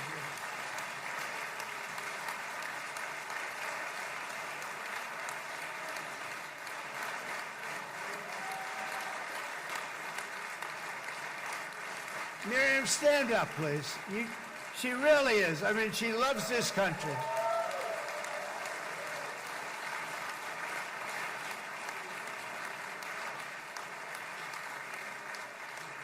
She loves this country. Her and her husband are so incredible. We miss him so dearly. But I actually asked her, I'm going to get her in trouble with this, but I actually asked her once, I said, so Miriam, I know you love Israel. What do you love more, the United States or Israel? She refused to answer. That might mean Israel, I must say. We love you. Thank you, darling, for being here. That's a great honor. Great honor. She's a wonderful woman. She is a great woman. I've always stood for the people of this community, and I always will. I'll always be with you. I'm always going to be with you. I guess maybe something could happen to change my mind. Somebody that's really stupid gets into office and wants to do really bad things, but that's about it. We don't think we're going to have that happen. I hope we're not going to have that happen. And this man is a good man right here. These two men are good men right here.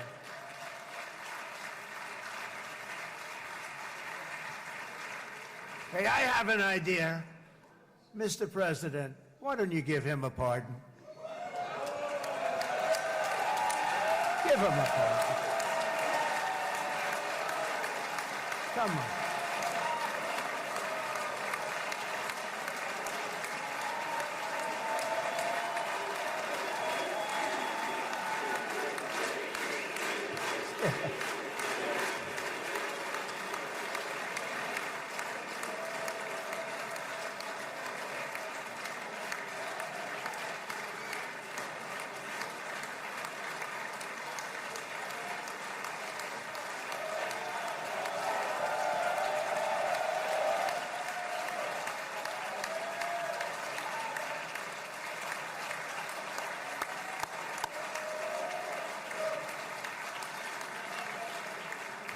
By the way, that was not in the speech, as you probably know.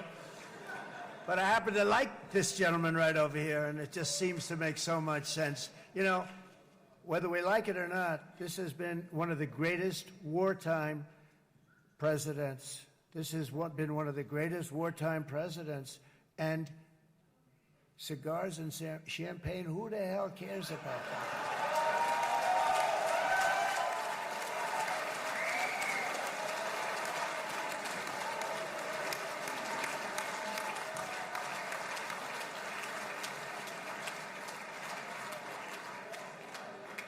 All right, enough controversy for the day, right? Actually, I don't think it's very controversial. So, I mean, I see so popular. You are a very popular man. You know why? Because you know how to win.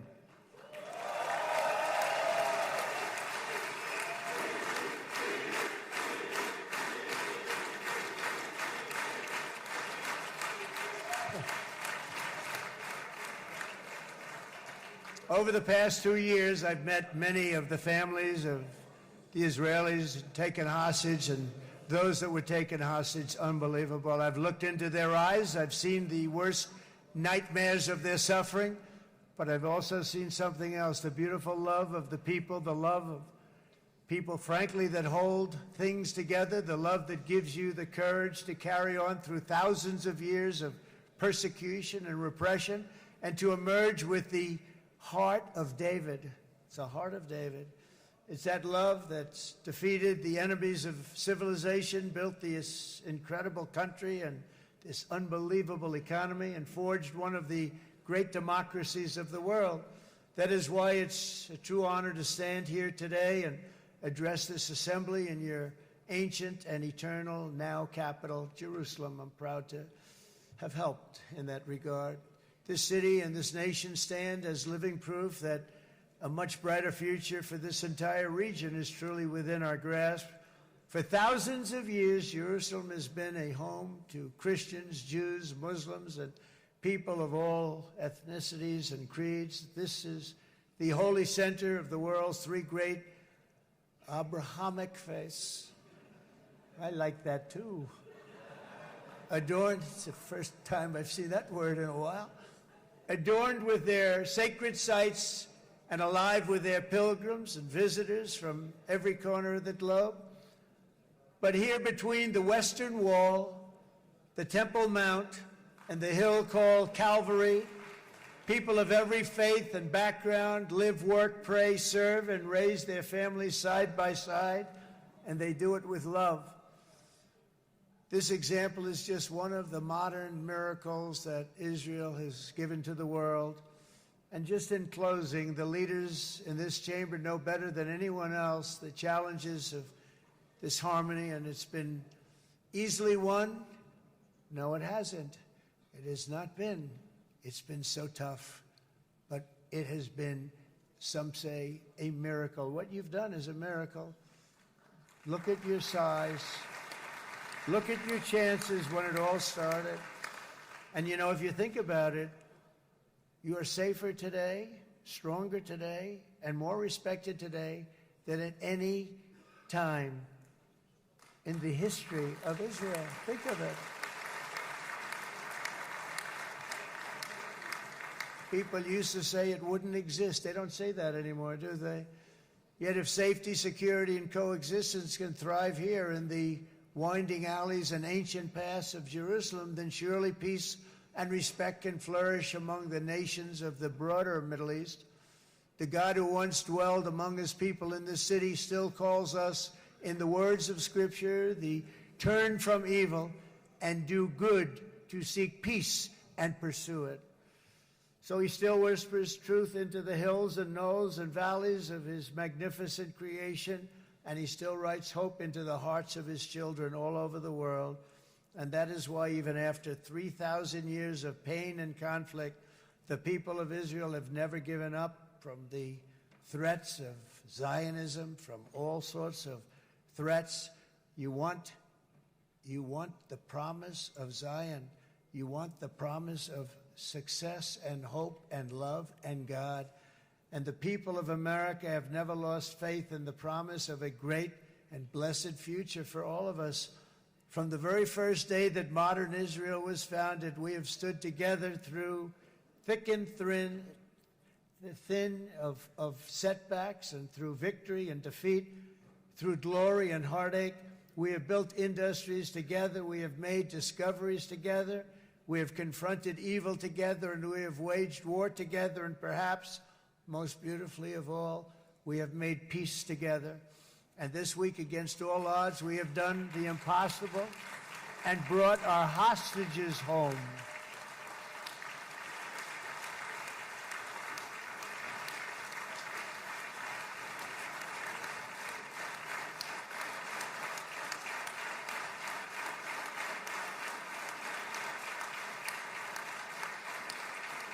So now we're going to forge a future that is worthy of our heritage. We're going to build a legacy that all the people of this region can be proud of.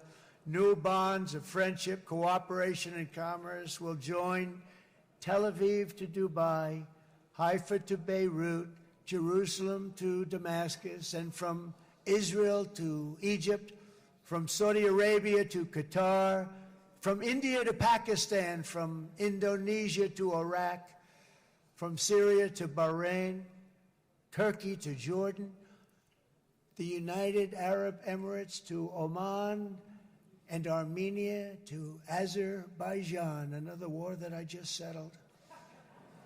We are going to have hope, harmony, opportunity, and happiness here in the spiritual and geographic center of the entire world. That's what you are. Israel, America, and all of the nations of the Middle East will soon be safer, stronger, greater, and more prosperous than ever before.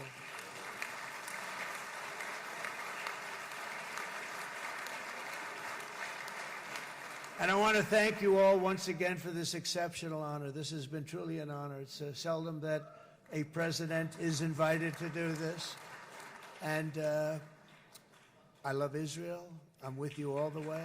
You will be bigger, better, stronger, and more loving than ever before. Thank you very much. God bless you. God bless the United States of America. And God bless the Middle East. Thank you, everybody. Good luck. Thank you very much. Thank you.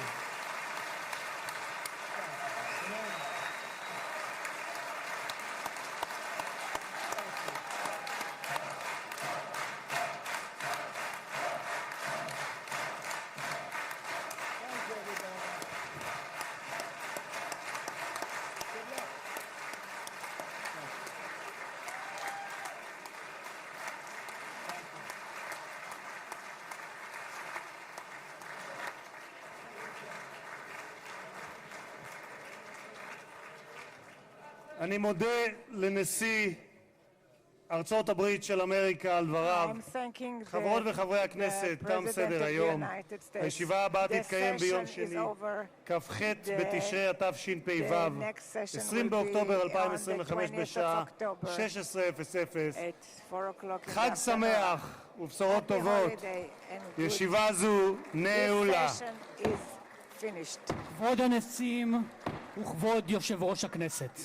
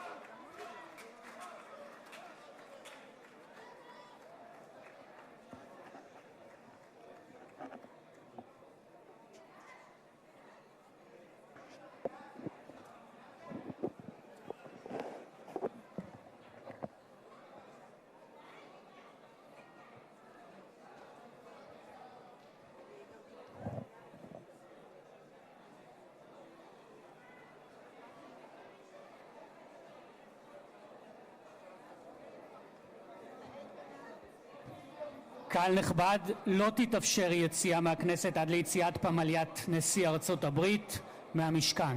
תודה.